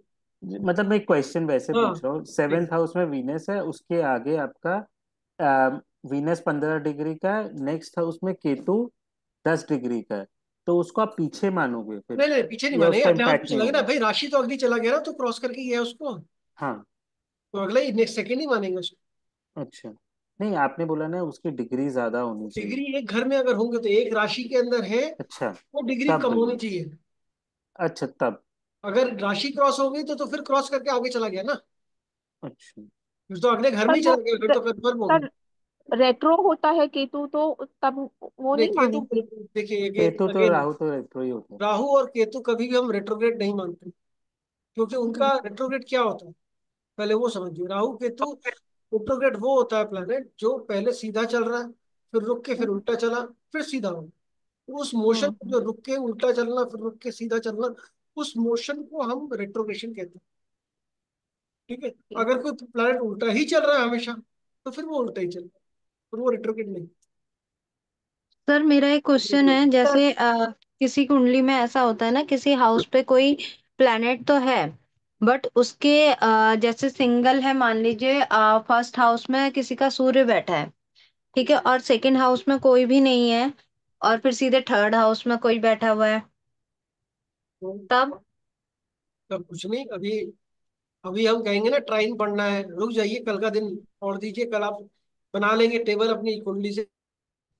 अच्छा सर एक क्वेश्चन और है कि सर जैसे कि कुछ लोगों का मैंने कुंडली देखी है कि डिवोर्स का वो है पर केतु आगे नहीं है उसमें, तो वो फिर किस आपको रीजन नहीं से समझ हो में आएगा ना, सकता है? अभी अभी आगे पीछे रुक जाइए, क्यों मैं बोल रहा, क्योंकि आपने अभी वो नहीं देखा, डायरेक्शन चार्ट नहीं बनाया है। जब आप डायरेक्शन चार्ट बनाएंगे तो आगे पीछे सब समझ में आएगा। ओके। ट्राइन में देखना पड़ता है इसमें हमें, ट्राइन भी देखने हैं। नहीं ट्राइन में भी नहीं है सर, किसी में केतु आ ही नहीं रहा है कहीं पे, सामने तब भी होगा, divorce- केतु नहीं है मंगल होगा, केतु नहीं है तो मंगल होगा, मंगल नहीं होगा शनि होगा, नहीं होगा राहु होगा, ये सभी प्रॉब्लम क्रिएट करते हैं। Malefic planets. ओके। ये सारे ही okay. Planet problem benefit. Create करेंगे, राहु होगा। अब जैसे वीनस के आगे किसी का राहु है या मार्स के आगे राहु है, अब ये ऐसा कोई भी इंसान मिल जाए जिसके मंगल के आगे राहु आता है, मंगल और राहु का कनेक्शन बनता है, उसकी इंटरकास्ट शादी होनी चाहिए। हम तो ये नहीं बोलते कि होगी, हम बोले, हम चाहते, हम कहेंगे कि होनी चाहिए। अगर इंटरकास्ट शादी होगी तभी शादी चलेगी, या शादी करके सीधा बाहर चले जाए फॉरेन, इंडिया में नहीं रहे, नहीं रहेगा तो शादी हाँ। के अंदर। और पहले क्या था, देखिए क्या है, आज से आप अगर आप 30 साल पहले 40 साल पहले की बात करेंगे, तो शायद मंगल के आगे केतु 10 बार आ जाए तो भी शादी वो चलती रहती थी, चाहे वो आदमी कैसे ही रहे। ठीक है, वाइफ को कुछ ही झेलना पड़े और डिवोर्स नहीं होता था। आज ऐसी सिचुएशन नहीं है, आज कुछ भी आएगा डिवोर्स हो जाएगा, क्योंकि आज नहीं कोई आदमी एक दूसरे को इतना टॉलरेट नहीं करता। तो इस केस में हमारे को जो सबसे इंपॉर्टेंट एक और बात है, वो है देश काल पात्र। हमें देश काल पात्र, टाइम प्लेस कंडीशन, इन सब चीजों को बहुत ध्यान से देखना है एनालाइज करते समय, बहुत जरूरी है। अब पराशरी में आप बता सकते हैं होमोसेक्सुअलिटी के बारे में? कोई बता सकता है पराशरी में होमोसेक्सुअलिटी कैसे देखते हैं? हम्म। नहीं बता सकते। आप ये बता सकते हैं कि कोई कैसे हम कोई भी होमोसेक्सुअलिटी का, कोई बहुत लेस्बियन है, गे है, कैसे बताएंगे? इसमें बता सकते हैं, इसमें पता लग सकता है। अच्छा। इसमें आपके कैरेक्टर को लेके, आपकी ये सेक्सुअल चीजों को लेकर इतने कॉम्बिनेशंस और इतनी डिटेल में बातें हैं कि आप भी हैरान हो जाएंगे कैसे बताएं।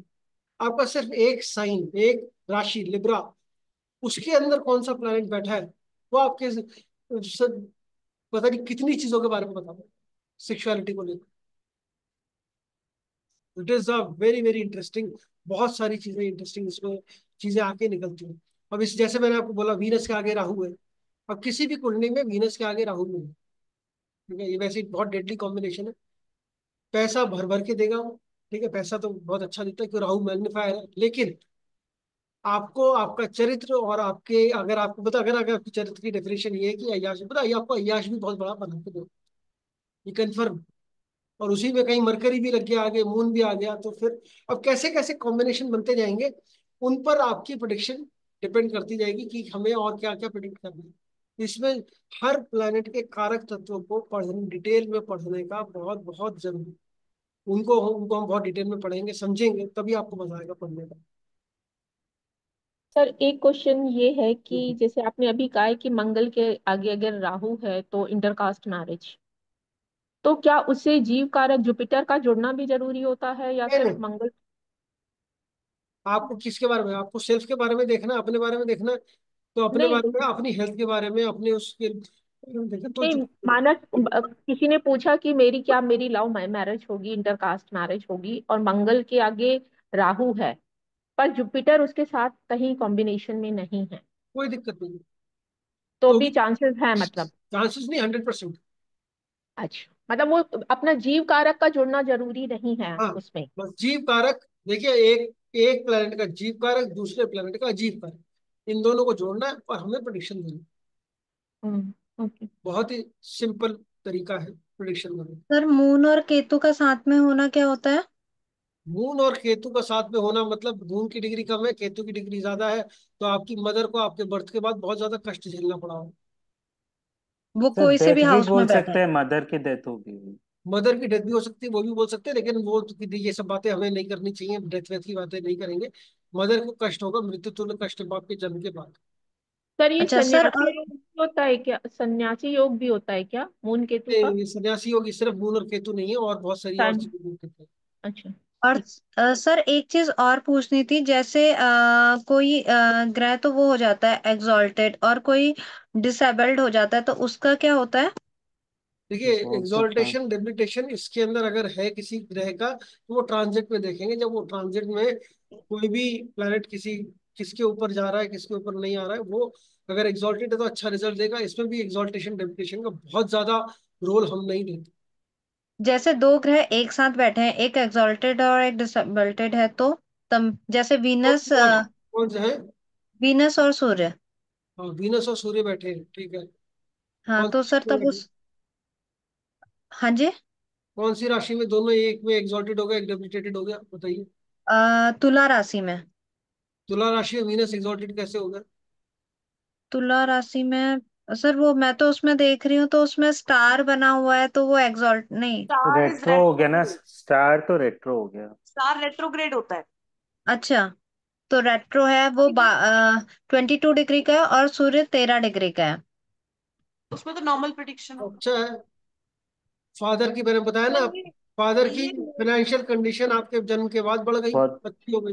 सर ये मेरे को भी पूछना था कि अगर एक ग्रह आपका एग्जॉल्टेड है और एक डेबिलिटेशन में है, तो उनका क्या आता है रिजल्ट मतलब? सेम ही रिजल्ट आएगा। एक्सॉल्टेशन डिप्रेशन में ज्यादा फर्क नहीं। क्योंकि सर मेरे बीएनएन में मानते हैं कैसे एग्जॉल्टेड मानते डेबिलिटी? हैं, मेरे राशि वो में मानते हैं, लेकिन ड्यूरिंग ट्रांजिट्स मानते हैं। बहुत अलग अलग कम लेवल पे जब बर्थ मानते हैं, ऐसा चार्ट कोई। में कोई इसका वो नहीं है। हाँ, ऐसा कोई मतलब मेजर कोई हम चीज नहीं बोलेंगे एक्सॉल्टेशन में। रेट्रोग्रेशन का बहुत इंपॉर्टेंट वो है, रोल है। क्योंकि रेट्रोग्रेड अगर है कोई प्लैनेट, तो हम उसको एक घर पहले भी मानते हैं। राइट। ठीक है, एक घर पहले भी मानेंगे उसको। तो जैसे जुपिटर किसी का रेट्रोग्रेड है, तो जब हम वो एक घर पहले भी अपने बैठ के कॉम्बिनेशन बनाएगा, और वो जहां पर बैठा है उधर भी बैठ के कॉम्बिनेशन में। सर वो दो हाउसेस का रोल प्ले करेगा। तो हाउसेस का रोल नहीं प्ले, हाउसेस नहीं है इसमें भाई।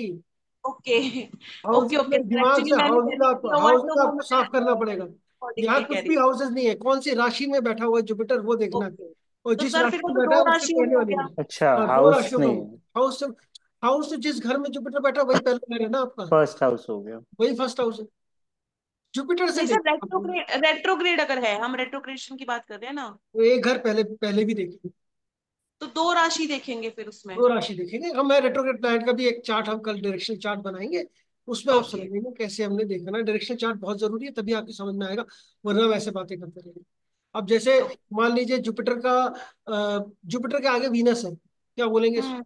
जीव है, पैदा होते उसको लग्जरीज मिली, बढ़िया मिली, मतलब घर के अंदर तरक्की हुई, लग्जरी।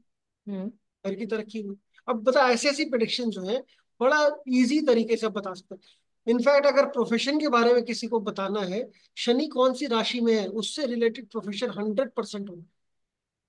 या प्रोफेशन में आप उस चीज को यूज कर रहे होंगे, और अगर यूज नहीं कर रहे तो प्रोफेशन में दिक्कत आ रही होगी, या आपको यूज करनी है। मतलब एक तरीके से डीएनएन जो है, आपको अपनी लाइफ में कैसे कौन से प्लेनेट की एनर्जीज को लेकर चलना है अपने साथ, कैसे किस प्लेनेट को यूटिलाइज करना है। मतलब इट इज लाइक सेइंग कि हम प्लैनेट्स को अपने हिसाब से काम करवाएं, ना कि हम किसी और मतलब हम सिर्फ रेमेडीज करते करें, उससे कुछ नहीं होगा, क्योंकि रेमेडीज नहीं काम करती। अगर आप प्लैनेट्स को यूज कर रहे हो, और प्लैनेट्स को यूज कर रहे हो और अपने हिसाब से चला रहे हो, तो बहुत अच्छा रहेगा। जैसे शनि के आगे मंगल है।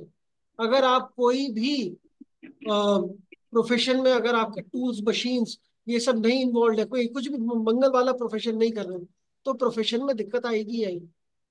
सर अगर शनि तो के मन आगे नहीं लगेगा। केतु है तो हम एस्ट्रोलॉजी उसको मान सकते हैं? बिल्कुल मान सकते हो, एस्ट्रोलॉजर का तो इतने सारे कॉम्बिनेशन, एस्ट्रोलॉजी हो गया, वो हो गया, किस लेवल का एस्ट्रोलॉजर बनोगे वो भी है, वो भी सर हम थोड़ी। केतु एंड बुध मेरा एक अगर है तो? क्वेश्चन है।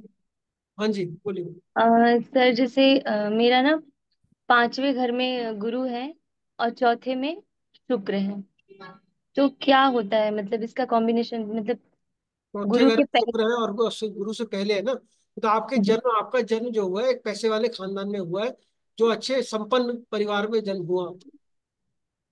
अच्छा। आपके जन्म से पहले ही आपके घर में पैसे थे। ठीक है। ओके। और दूसरा वीनस, चूंकि फीमेल कुंडली है, फीमेल कुंडली में वीनस जो है वो फीमेल का कारक है, वो उसमें हम जीव कारक वीनस को भी मानते हैं कई बार। वीनस में तो हम ये बोल सकते हैं, आप काफी ज्यादा, आपके अंदर जो गुण आएंगे वो जुपिटर वाले आएंगे, मतलब आप काफी नोबल विचार की हैं, आप काफी से कहते हैं ना नोबल फिगर, या एक बड़ी स्पिरिचुअल वो फिलोसफी को जानने वाले, एक अच्छे अच्छे सोच समझ वाली इंसान है। वीनस के आगे जुपिटर। सर ओके सर, आपने कहा कि थैंक यू। सैटर्न हमारे कर्मों का वो होता है, अगर सैटर्न सेवंथ हाउस में है मरकरी के साथ, वो भी वर्गोत्तम होके बैठा है, ठीक ये है। सब, ये वर्गोत्तम, ये वो दूसरा उत्तम, आत्मकारक, ये सभी साइड में रख दो, सेवेंथ हाउस को साइड में रख दो। सिर्फ इतना बोलो, मरकरी के साथ शनि बैठा, खत्म। हाँ सर। शनि की डिग्री 14 है और मरकरी की 5 है। हाँ तो मरकरी पीछे है ना, तो आप हाँ। अपने कम्युनिकेशन, अगर आपके प्रोफेशन में कम्युनिकेशन यूज नहीं हो रहा, ठीक है, अगर आप बोल नहीं रहे, कम्युनिकेशन मतलब बोलने वाला काम बहुत प्रोमिनेंट होगा आपके प्रोफेशन के अंदर, अगर नहीं हो रहा, आप बैठ के सिर्फ कोडिंग कर रहे हैं, ना तो आपका मन लगेगा प्रोफेशन में, ना आप काम कर रहे हो। और मैं ये जिनकी कुंडली की बात कर रही हूँ वो अकाउंट्स में है, अकाउंट्स मैनेजर, तो क्या उनके और प्रॉब्लम आ रही होंगी। उन्हें प्रॉब्लम नहीं आएगी, वो उसको यूज नहीं कर रहे हैं, जिस चीज को राइज यूज नहीं करना कर चाहिए। पाएंगे। तो वो मजा नहीं आ रहा होगा उनको काम करने में, हर समय ऑफिस से आके यही बोलते होंगे, अरे बेकार, पता नहीं कहाँ फंस गया, क्या कर रहा हूँ, वो जॉब सेटिस्फैक्शन नहीं मिलेगा। ऐसा नहीं, काम नहीं कर सकते। या इंटेलिजेंस, हम ये कह ले चलो मरकरी है तो मरकरी ठीक है, अकाउंट्स में भी चला सकते हो आप, क्योंकि मरकरी खुद अकाउंट्स का कारक है, मरकरी बिजनेस का हाँ। कारक है, मरकरी एनालिटिक्स बैंकिंग का का। कारक है, तो इसीलिए वो अकाउंट्स का भी काम कर रहे हैं। तो कम्युनिकेशन एक पार्ट है, कम्युनिकेशन के अलावा भी 10 कारक है मरकरी के, कोई ना कोई तो यूज कर रहे हैं ना वो। हाँ तो मतलब हो रहा है यूज। हाँ बिल्कुल हो रहा है, बिजनेस भी कर सकते हो। अच्छा, बिजनेस भी कर सकते हैं। सर बिल्कुल। किससे रिलेटेड बिजनेस का, इससे कैसे रिलेटेड मतलब। बिजनेस वो सब पढ़ना पड़ेगा थोड़ा, उसके बाद में बता पाऊंगा सारे, अच्छा। थोड़ी थोड़ी एनालाइज कर रहे हैं यहाँ बैठ के, मैं सिर्फ आपको बता रहा हूँ। ठीक है। अब ऐसे ही हमारे जो जीव कारक में आता है, राहु का जीव कारक जो है, वो पेटर्नल ग्रैंड पेरेंट है, दादा दादी आपके। अब राहु और जुपिटर का कॉम्बिनेशन बनता है कई बार, राहु की डिग्री कम है, जुपिटर की ज्यादा ज्यादा है, तो आपकी शक्ल आपके, जैसे अब इसी में अगर हम देखेंगे, जुपिटर और सन किसी का साथ बैठा है, तो भाई आपकी शक्ल आपके फादर से मिलती है। अगर आपके जुपिटर मून बैठा है तो आपकी शक्ल आपकी मदर से मिलती है, आपकी हरकतें, आपका बिहेवियर, नेचर सब मदर से मिलेगा, अगर चंद्रमा बैठा है। और अगर सन बैठा है तो आपका नेचर, बिहेवियर जो है आपका अ, उनसे मिलेगा, फादर से मिलेगा। इसी तरीके से राहु है, राहु अगर बैठा है तो आपका ग्रैंडफादर से मिलेगा। एंड फिर Rahu is basically your paternal grand parent, वो आपका, उसका वो जीव कारक है, और जो अजीब कारक है वो हमारा प्रॉब्लम, इल्यूजन्स और न्यू, नई बिगिनिंग भी है। राहु जो है, it is also about ending and beginning. और केतु जो है इसी तरीके हमारा जो है वो Ketu is basically your maternal grand parents, नाना नानी, और वो हमारा स्पिरिचुअलिटी का कारक है, डिटैचमेंट का कारक है, इलनेस का, प्रोलॉन्ग इलनेस का कारक है।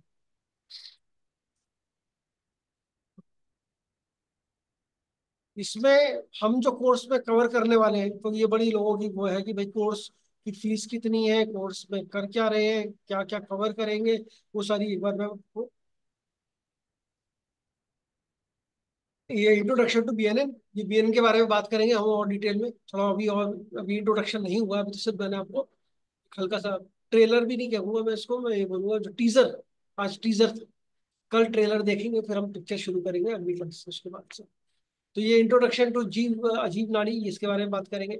डायरेक्शन चार्ट ये कल हम सीखेंगे बनाना, कैसे बनाते हैं। फिर देर आर 70 कॉम्बिनेशन, 70 कॉम्बिनेशन है हर प्लैनेट के डिग्री वाइज, वो 70 प्लैनेट पढ़ेंगे। ये 70 डुअल कॉम्बिनेशन जो है, ये कॉम्बिनेशन ऑफ प्लैनेट्स पढ़ेंगे। रूल्स कैसे, क्या क्या रूल फॉलो होते हैं बीएनएन के अंदर, वो हम पढ़ेंगे। कारक तत्व क्या है प्लैनेट्स के, उसको पढ़ेंगे। राशियों के कारक तत्व क्या है, उनको पढ़ेंगे। राशि और प्लैनेट्स को बहुत डिटेल में पढ़ेंगे, यही खत्म नहीं होंगे, अभी और भी है। फिर 70 कॉम्बिनेशन पढ़ेंगे। ये कॉम्बिनेशन जो है, ये आपकी बेसिक सेंस समझ लीजिए बीएनएन के, और ये आपको बहुत हद तक क्लियर कर देंगे कैसे कॉम्बिनेशन बनाना है, कैसे पढ़ना है, कैसे दो जीव और अजीब कारक तत्वों को मिलाना है। इसके बाद हमारा आएगा ये 70 कॉम्बिनेशन जो है, इसी के साथ हम अपना प्रश्न कुंडली भी इसी के साथ जोड़कर देखेंगे। कोई भी आप प्रश्न पूछेंगे, ये 70 कॉम्बिनेशन से आप आंसर कर देंगे। और हैरानी की बात यह है कि आप जो क्वेश्चन पूछेंगे वो कॉम्बिनेशन वही निकले। शादी का क्वेश्चन होगा तो वीनस मंगल का कॉम्बिनेशन कोई ना कोई आएगा ही आएगा। ये प्रश्न के ऊपर है। जब हम 70 कॉम्बिनेशन पढ़ने के बाद प्रश्न पढ़ेंगे, फिर उसके बाद जीव से बाकी सभी प्लैनेट्स को कैसे देखना, मतलब सन का चैप्टर शुरू होगा, उसमें हम देखेंगे कि सन की कैसे रिजल्ट देने, 12 राशियों में सूर्य किस तरीके से आएगा, मतलब फादर का नेचर देखना, 12 राशियों में सूर्य कैसा है उसके बारे में हम देखेंगे। फिर 12 हाउस, जीव लग्न से 12 घरों में जुपिटर से पहले घर में सन है, जुपिटर के साथ सन है तो क्या रिजल्ट है, जुपिटर के दूसरे घर में सन है तो क्या रिजल्ट है, जुपिटर से तीसरे घर में सन है तो क्या रिजल्ट है। ऐसे 12 घरों का सन हम पढ़ेंगे। फिर बहुत सारे कॉम्बिनेशन है सन के जो बीएनएन में हम यूज करते हैं, तो वो कॉम्बिनेशन पढ़ेंगे, जो सीक्रेट्स या कह लीजिए अननोन फैक्ट्स कह लीजिए, ये बीएनएन के बारे में। फिर मून का चैप्टर जो है इसके बारे में बात करेंगे, जिसमें कि हम रिजल्ट पढ़ेंगे, प्रेडिक्शन देंगे मून के, चंद्रमा के बारे में। और ये बेसिकली 12 राशियों में चंद्रमा कैसे बिहेव करेगा, और जीव लग्न से जो जुपिटर से 12 भावों में कैसा होगा। चंद्र कुंडली समझेंगे, कैसे चंद्र कुंडली बनानी है, और चंद्र कुंडली के बारे में प्रेडिक्शन कैसे करनी है वो भी हम देखेंगे।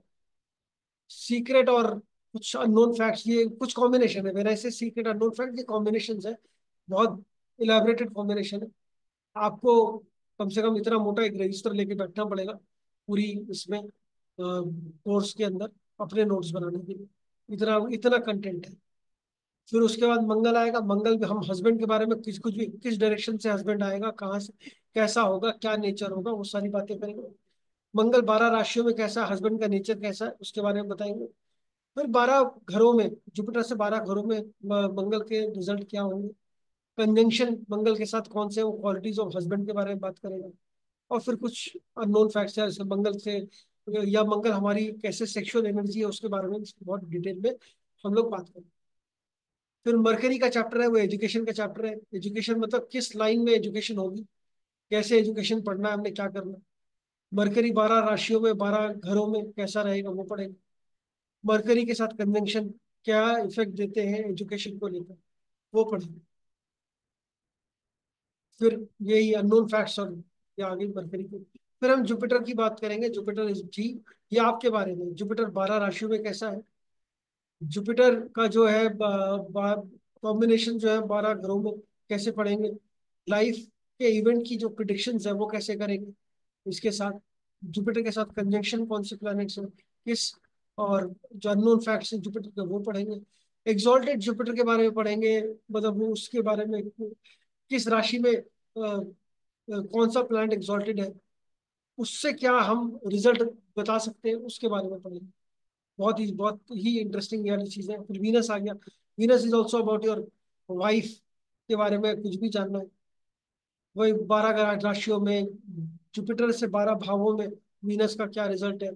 और कंजंक्शन कॉम्बिनेशन मैरिज और मैरिड लाइफ के बारे में डिटेल में इससे पढ़ेंगे। वीनस जो है हमारे वेल्थ का कारक भी है, तो वेल्थ को कैसे देखेंगे, पैसे को कैसे देखेंगे, कौन सा काम करके पैसा आप कमा सकते हैं, और पैसा जोड़ने के लिए आपको क्या करना चाहिए, किस राशि में वीनस है उसके बारे में हम बात करेंगे। मतलब वो अलग अलग तरीके से हम इस चीजों पर आएंगे। और फिर कुछ हमारे कॉम्बिनेशन है। फिर इसी तरीके शनि है हमारा, ये कर्म कारक है, प्रोफेशन के बारे में बताएंगे। ये शनि जो है रिजल्ट ऑफ प्रिडिक्शन हमारे शनि के हिसाब से हम देंगे शनि 12 राशियों में कैसा है। जीव लग्न से हम देखेंगे शनि कौन कौन से घरों में है, कैसे हमें प्रोफेशन प्रिडिक्ट करना है किसी का, और कंजंक्शन कॉम्बिनेशन के बारे में हम बात करेंगे इसमें। तो डेथ और सैटर्न का भी, लॉन्गिविटी का भी चैप्टर इसमें है, वो भी पढ़ेंगे। और शनि का ट्रांजिट और लाइफ में कब कब प्रॉब्लम्स आ सकती हैं, कैसी प्रॉब्लम आ सकती है, उसके बारे में भी बात करेंगे। राहु केतु का आ गया चैप्टर, ये बहुत इंपॉर्टेंट चैप्टर है क्योंकि इसमें हम राहु केतु का भी, हाँ, कितना इम्पैक्ट है आपके ऊपर और कैसे हमने पढ़ना है, कौन से 12 राशियों में क्या रिजल्ट आएगा, जीव लग्न से 12 घरों में क्या रिजल्ट आएगा। और राहु केतु लाइफ सर्कल जिसको हम बोलते हैं एक तरीके से, जब जो जैसा आप कालसर्प जानते हैं, कालसर्प तो एक छोटी चीज है बट और दूसरा बड़ा इंटरेस्टिंग टॉपिक है ये राहु केतु लाइफ सर्कल का। इसको भी हम पढ़ेंगे, इसको भी समझेंगे, एक नजर में कैसे हम किसी की लाइफ के बारे में कोई प्रेडिक्शन देनी है वो बात कर सकते हैं इसके अंदर, सिर्फ राहु केतु देख। कंजंक्शन और कॉम्बिनेशन की बात करेंगे, ट्रांजिट ऑफ राहु केतु और नेटल प्लैनेट्स की भी हम बात करेंगे कि क्या असर लेकर आते हैं। ये ट्रांजिट शुरू नहीं हुआ यहाँ पर अभी हमारा, ये ट्रांजिट दूसरा, मतलब ये मतलब एक ब्रीफ पिक्चर है ट्रांजिट जहाँ पढ़ेंगे। फिर मेन ट्रांजिट शुरू होगा, जुपिटर का ट्रांजिट हम पढ़ेंगे, मंथली ट्रांजिट, डेली ट्रांजिट, ये वर्चुअल ट्रांजिट है प्रोग्रेशन में। प्रोग्रेशन ऑफ जुपिटर जो है ये मंथली प्रोग्रेशन, डेली प्रोग्रेशन भी पढ़ेंगे। और इससे हम आपकी जो एजेस है कि आपको 3 से 4 साल में क्या हुआ, 5 से 6 साल में क्या हुआ, 15 से 20 साल में क्या हुआ, शादी के कब कब टाइम बने, ये सारी प्रेडिक्शंस हम जुपिटर के प्रोग्रेशन से देखेंगे। और जुपिटर का साइकिल जो है 12 साल का है, 12 राउंड है, ठीक है। 6 राउंड तक हमारी प्रोडिक्शन चलती है 72 साल तक। वहां तक आपकी प्रोडिक्शन, मतलब जुपिटर जो है हमारे को आपको फ्री विल देता है, चॉइस देता है आपकी जीवन जीने का। तो 72 साल तक आप वो देखेंगे। फिर उसके बाद शनि टेक्स ओवर और शनि जितना भी आपने जो भी कर्म करे उनका फल देना शुरू करो। तो ये है चीजें, प्लस जैसे हमने शनि में डेथ के बारे में बात करी, वो सारी चीजें भी आप इसमें देख सकते हैं। जुपिटर ट्रांजिट अलग अलग साइकिल में अलग अलग प्लैनेट्स के ऊपर होगा तो क्या असर होगा, शनि का ट्रांजिट नेटल प्लैनेट्स के ऊपर क्या असर देता है, राहु और केतु का भी ट्रांजिट नेटल प्लैनेट्स के ऊपर होगा तो कैसे असर देगा। फिर इसी में हम पढ़ेंगे transit of fast moving planets, जो मार्स वीनस सन और मून का जो ट्रांजिट है, अभी कौन सी राशि में है, किस प्लैनेट के ऊपर जा रहा है, उसके बारे में पढ़ेंगे तो क्या प्रिडिक्शन दे सकते हैं। फिर सारे लाइफ इवेंट की प्रेडिक्शंस हैं, मैरिज, प्रोजनी, बच्चे, चाइल्ड बर्थ जिसको बोलते हैं, education, profession, health, foreign travel और कुछ एडवांस प्लानिटरी कॉम्बिनेशन, इनके इन सभी इवेंट्स की हम पढ़ें।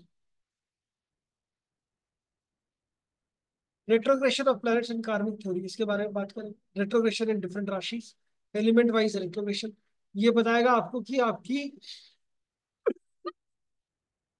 पिछले जन्मों के कर्म जो है किस तरीके की पेंडिंग कर। फिर कंबस्शन ऑफ प्लैनेट्स की बात करेंगे। कंबस्शन ऑफ प्लैनेट भी आपके इनर क्वालिटीज और आउटर क्वालिटीज के बारे में बात करता है। कंबस्शन जैसे आपने पढ़ा होगा बहुत बार कि भैया अस्त हो गया, कोई प्लैनेट काम नहीं कर रहा, ऐसा नहीं है। कंबस्शन का मतलब हो गया इसमें एक तरीके से जो पढ़ते हैं, मान लीजिए सूर्य के साथ शनि बैठा हुआ है, ठीक है, तो शनि कंबस्ट हो गया, शनि के बहुत पास है, बड़ी क्लोज डिग्री पे है, तो शनि कंबस्ट हो गया।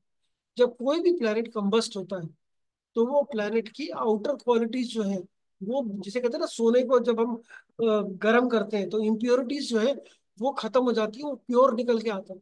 ऐसे ही प्लैनेट है, आपकी इनर क्वालिटीज को, जो भी प्लैनेट कंबस्ट है वो इनर क्वालिटीज को बढ़ा देगा, आउटर जो सिग्निफिकेशन है उसको वो खराब कर देगा बस, लेकिन इनर क्वालिटीज को सोने की तरह निखार देगा। ये कैसे कौन से प्लैनेट के साथ होगा और उसका क्या रिजल्ट आता है वो हम इसमें कंबस्शन में पढ़ेंगे।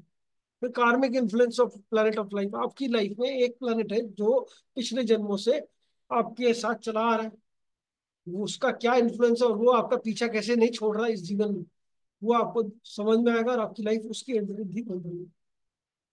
फिर हम शिफ्टिंग ऑफ प्लैनेट से एक और चीज है, जो रिजल्ट डिले हो रहे हैं ट्रांजिट में, क्यों हो रहे हैं उसके बारे में ठीक है जी। तो ये इतना सारा कुछ पढ़ेंगे, कम लग रहा ज्यादा लग रहा है, कैसा लगा आप लोगों को ये कोर्स कंटेंट अभी तक खत्म नहीं हुआ है? इतना काफी है कि कुछ और भी पढ़ना है इसमें? सर बहुत अच्छा है। सर बहुत अच्छा है। बहुत सर सही, बहुत बहुत अच्छा है और बहुत ज्ञान जितना मिल रहा है सर उतना कम है। चलो तो और मिलेगा इसके बाद आपको ये अष्टक वर्ग में कैसे अप्लाई करना BNN को वो देखेंगे, 1000+ कॉम्बिनेशन टोटल पढ़ जाएंगे हम लोग पूरे में, जब शुरू से लेके एंड तक।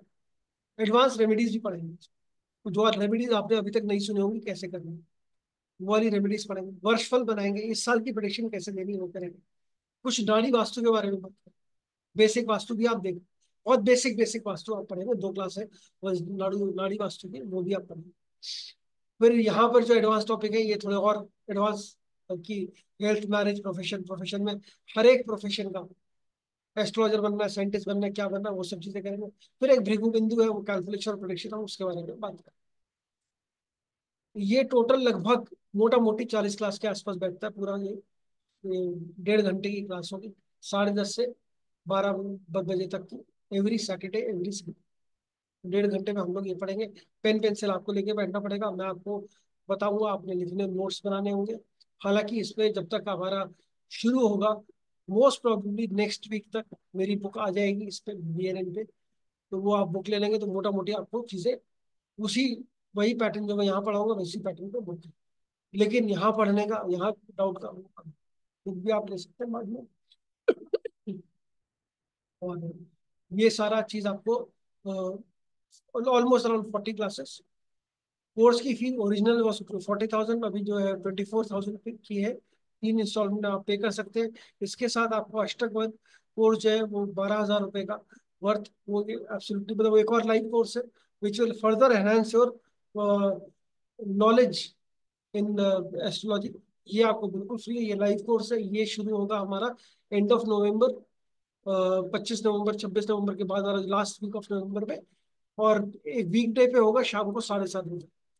तो थर्सडे या ट्यूसडे के दिन किसी एक दिन शाम को 7:30 बजे होगा। इसकी 12 क्लासेस है, 12 से 15 क्लासेस है डिपेंडिंग। ये दोनों अगर आपने कोर्स पूरे कर लिए तो इस बात की गारंटी है कि आपको ट्रांजिट्स इससे बेहतर पढ़ने नहीं आता। ट्रांजिट्स पढ़ने के लिए यही दो सबसे इंपॉर्टेंट कोर्सेज, BNN और ये। बाकी तो प्रिडिक्शन जो है, और बाकी और लेवल ऑफ प्रिडिक्शन, जैसे होता है ना कि कितने बच्चे लिखे हैं, कितने बच्चे होंगे, कितने लड़के कितने लड़कियां, कितनी शादियां लिखी हैं, वो सारे सब चीजों का आंसर हम इसमें अष्टक वर्ग में निकाल पाते हैं। वो रूल्स दिए हुए हैं, प्रैक्टिकल प्रैक्टिस करना आपके हाथ में, और प्रैक्टिकल उसको देखना आपका हाथ में। ठीक है, सो दिस वाज कोर्स भी, जिसको पूछनी थी वो भी मैंने बता दी, कोर्स कंटेंट भी मैंने आपको बता दिया कितना है। इससे बेहतर ये पढ़ लिया आपने, प्लेनेट तो वही रहेगा, हर जगह आप यूज कर सकते हैं जैसे यूज करना चाहिए। ठीक है, अब किसी के सवाल हो तो मैं आंसर करूंगा। मंजिली अ, डिवाइन। हाँ, मुझे ये सवाल पूछना था बिकॉज मोस्टली जो भी क्वेश्चन पूछ रहे हैं मुझे लगता है they are already into this. I am gonna start with this, so do you कोई दिक्कत नहीं, रेकमेंड अच्छा। फॉर somebody टू स्टार्ट नहीं नहीं फ्रॉम दिस, नहीं, मतलब? You can start from the, absolutely you can start from this. देखिए क्या आपको सबसे कम समय लगेगा सीखने में। ठीक है, बाकी सब लोगों को जैसे भी पता है, मेरे इस हाउस में ये बैठा है, इसका लॉर्ड ऐसे चला गया, ये वर्गोत्तम हो, वो उनको ब्लैक बोर्ड साफ करना पड़ेगा। आपके लिए फ्रेश है, आप डे 1 से वैसे ही सीखेंगे चाहिए। इसके बाद जब पराशरी सीखेंगे तो बिल्कुल आराम से वो भी सीख पाएंगे, क्योंकि ओके, पराशरी में इतने डिटेल में प्लैनेट्स की स्टडी नहीं होती। ओके। और कंसिडरिंग आपने बोला ये 40 क्लासेस हैं, तो like the December and phase will also be, वो वीकेंड भी शायद इंक्लूडेड होंगे। अगर कोई वीकेंड्स मिस हो जाएंगे, will this classes be recorded हाँ हाँ, सारी ताकि रिकॉर्डिंग लोग रहेगी, परस्यू आपको कर? रिकॉर्डिंग रहेगी आपके पास, सब क्लासेस की रिकॉर्डिंग है। बट मैं यही कहूंगा मिस ना करें, और पढ़ मत, क्योंकि शुरू की 15-20 क्लासेस तो बहुत एक्सटेंसिव हाँ, थ्योरी। हाँ। हम्म। ठीक है, प्रैक्टिकल्स इसमें शुरू होंगे बाद में, थोड़ा सा आप खुद अपनी कुंडलियों में लगाना। कम से कम 20-25 कुंडली अपने पास रख लीजिए जिनको आप जानते हैं, उनकी कुंडली सिर्फ लगन चार्ट बना के रख लीजिए अपने। अच्छा। और जैसे ही उसके जो भी कॉम्बिनेशन पढ़ रहे हैं हर एक में लगा कर देखिए कैसे क्या आ रहा है। लगन चार्ट बनाना, डायरेक्शन चार्ट बनाना, ये दोनों हम कल सीख लेंगे कैसा बनाना। और वो बना के रखा आपने, हम इसको अलग तरीके से, मतलब फिर कोई दिक्कत ही नहीं है, आपने लगाया, चेक किया और हो गया। ओके, तो प्रिडिक्शन ओके, डे 1 से चालू, जिस मेरा कहने का ओके। मतलब ये है, जैसे आज ही हमने कुछ बात करें, ऐसे आप प्रिडिक्शन कर सकते हैं किसी की भी कुंडली की। तो बेसिकली कल के बाद से नेक्स्ट वीकेंड से क्लासेस शुरू हो जाएंगी? नहीं, कल भी होगी, कल भी बहुत कल इंपॉर्टेंट भी है, है? लेकिन जो आज और कल में हम पढ़ रहे हैं इसको हम और डिटेल में नेक्स्ट क्लास से पढ़ना शुरू करें। Okay, okay. Thank you. हाँ जी, और किसी का कोई सवाल?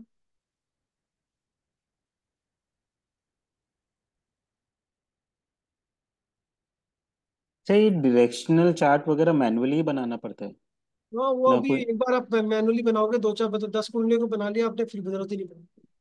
अच्छा। तो वो दिमाग में आ जाएगा ना कैसे देखना कुंडली को। इट इज हाँ। Basically how to look at the horse. Otherwise अभी तक आदत नहीं है ना, अभी तक तो लगन किसका लॉर्ड कहाँ चला गया, कहाँ कैसे बैठ गया, किस राशि में, एनिमी राशि में, फ्रेंड राशि में चला गया, किधर चला गया, उससे तो वो उससे हटाने के लिए आपको थोड़ा सा प्रैक्टिस करनी पड़ेगी कि इसमें डायरेक्शन चार्ट कैसे बनाना। तो वो उसके लिए हमें तो डायरेक्शन चार्ट बनाना।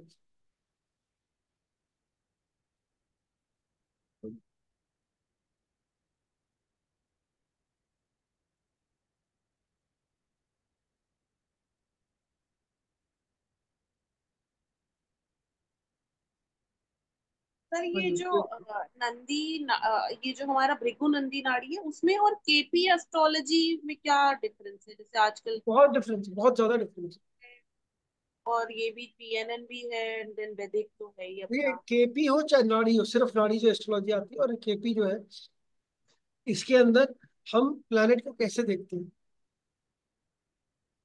सर इसमें तो आई थिंक नक्षत्रा से देखते हैं, मैंने अभी एक्चुअली वैदिक किया है। अभी ये मेरे को केपी और PNN I was just thinking कि मैं क्या आगे नहीं करूं। नहीं, तीनों एक बता, अगर केपी से बेटर, मैं केपी या और नाड़ी दो चीजें हैं, तो मैं नाड़ी को ज्यादा अच्छा मानता हूँ। मतलब नाड़ी से प्रिडिक्शन मेरे को ज्यादा एक्यूरेट लगता है, तो मैं नाड़ी पढ़ते। आप ये पढ़ेंगे, मतलब ये सभी चीजें जरूरी है, मैं कह रहा हूँ, मैंने जैसे बोला आपको, जिससे आपकी प्रिडिक्शन ठीक आने लग जाए, आप सारी चीजें करिए जो जिससे आपको लगता है कि इससे एकदम सही सटीक चीजें आ रही हैं, वो आप यूज करिए। बाकी सर एक सर एक क्वेश्चन पूछना था सर, केपी और नाड़ी में क्या डिफरेंस है? लोग मेरे से हमेशा ही पूछते हैं नाड़ी मतलब केपी वाला क्या, मैं कहा नहीं ये अलग नाड़ी मतलब उमंग। केपी वाला, अगर आप कोई कोई पूछता बोलो हाँ, हाँ। उसको बोलो हाँ। क्योंकि किसी भी, देखिए क्या है ना, केपी वो है तो केपी से ही निकला हुआ है, केपी से ही निकला हुआ। हाँ वही मुझे लगा। किसी अच्छा। भी प्लेनेट को पढ़ने का, उसकी स्ट्रेंथ को जानने का एक तरीका है कि प्लेनेट कौन से नक्षत्र में है, उसका नक्षत्र स्वामी सब कौन है, लॉर्ड कौन उसका है? सब लॉर्ड कौन है, तो यही सेम चीज। और उसका कस्पल सब लॉर्ड और सब लॉर्ड, इसको प्लेनेट का सब लॉर्ड, ये देखकर ही प्रोडिक्शन केपी में करी जाती है सेम कॉम्बिनेशन से। और यहाँ करने का तरीका थोड़ा दूसरा घुमा कर है, ये बिल्कुल डायरेक्ट। सर एक क्वेश्चन और था सर, ऐसे मैं यूट्यूब पे कुछ देख रहा था, किसी एस्ट्रोलॉजर का वो था, वो बंदा ये बोल रहा था कि आप मेरे को क्वेश्चन मत पूछे, मैं बताता हूँ आपको क्या, आप क्या पूछने आए हो। सर ये चीज कैसे देख, मतलब ये, मतलब आपका क्या क्वेश्चन होगा, मैं ये कैसे, मतलब कोई कैसे बोलेंगे? घड़ी देखिए। सर वो, मतलब वो तो उस वक्त ही लाइव सेशन कर रहा है। हाँ तो आज की घड़ी है ना उसकी, वो घड़ी अभी भी पहनी हुई है, लाइव सेशन कर रहा है। और यूट्यूब पे जितनी चीजें हैं और जो रील पे जो चीजें दिखाई जाती हैं, वो वो तो हंड्रेड ठीक है परसेंट सर, नकली है। बकवास है। 100% नकली है। मैंने बड़े बड़े हिप्नोथेरेपी थेरेपिस्ट के सेशंस को देखा है, जो कि जो होते हैं ना, हॉल में खड़े और किसी का भी कुछ बता दिया आपने, हम्म। सब स्टेज होता सारा। ठीक है, हाँ। Do not trust that. हाँ। भाई इतना उसको देखकर अगर आप ट्रस्ट कर रहे हो तो वो सर मेरा। ट्रस्ट नहीं, मेरे को बस वो क्यूरियोसिटी हुआ कि ये बंदा वो आप कर बता तो रहा सकते, था। देखिए आप सर बिल्कुल बता सकते हैं।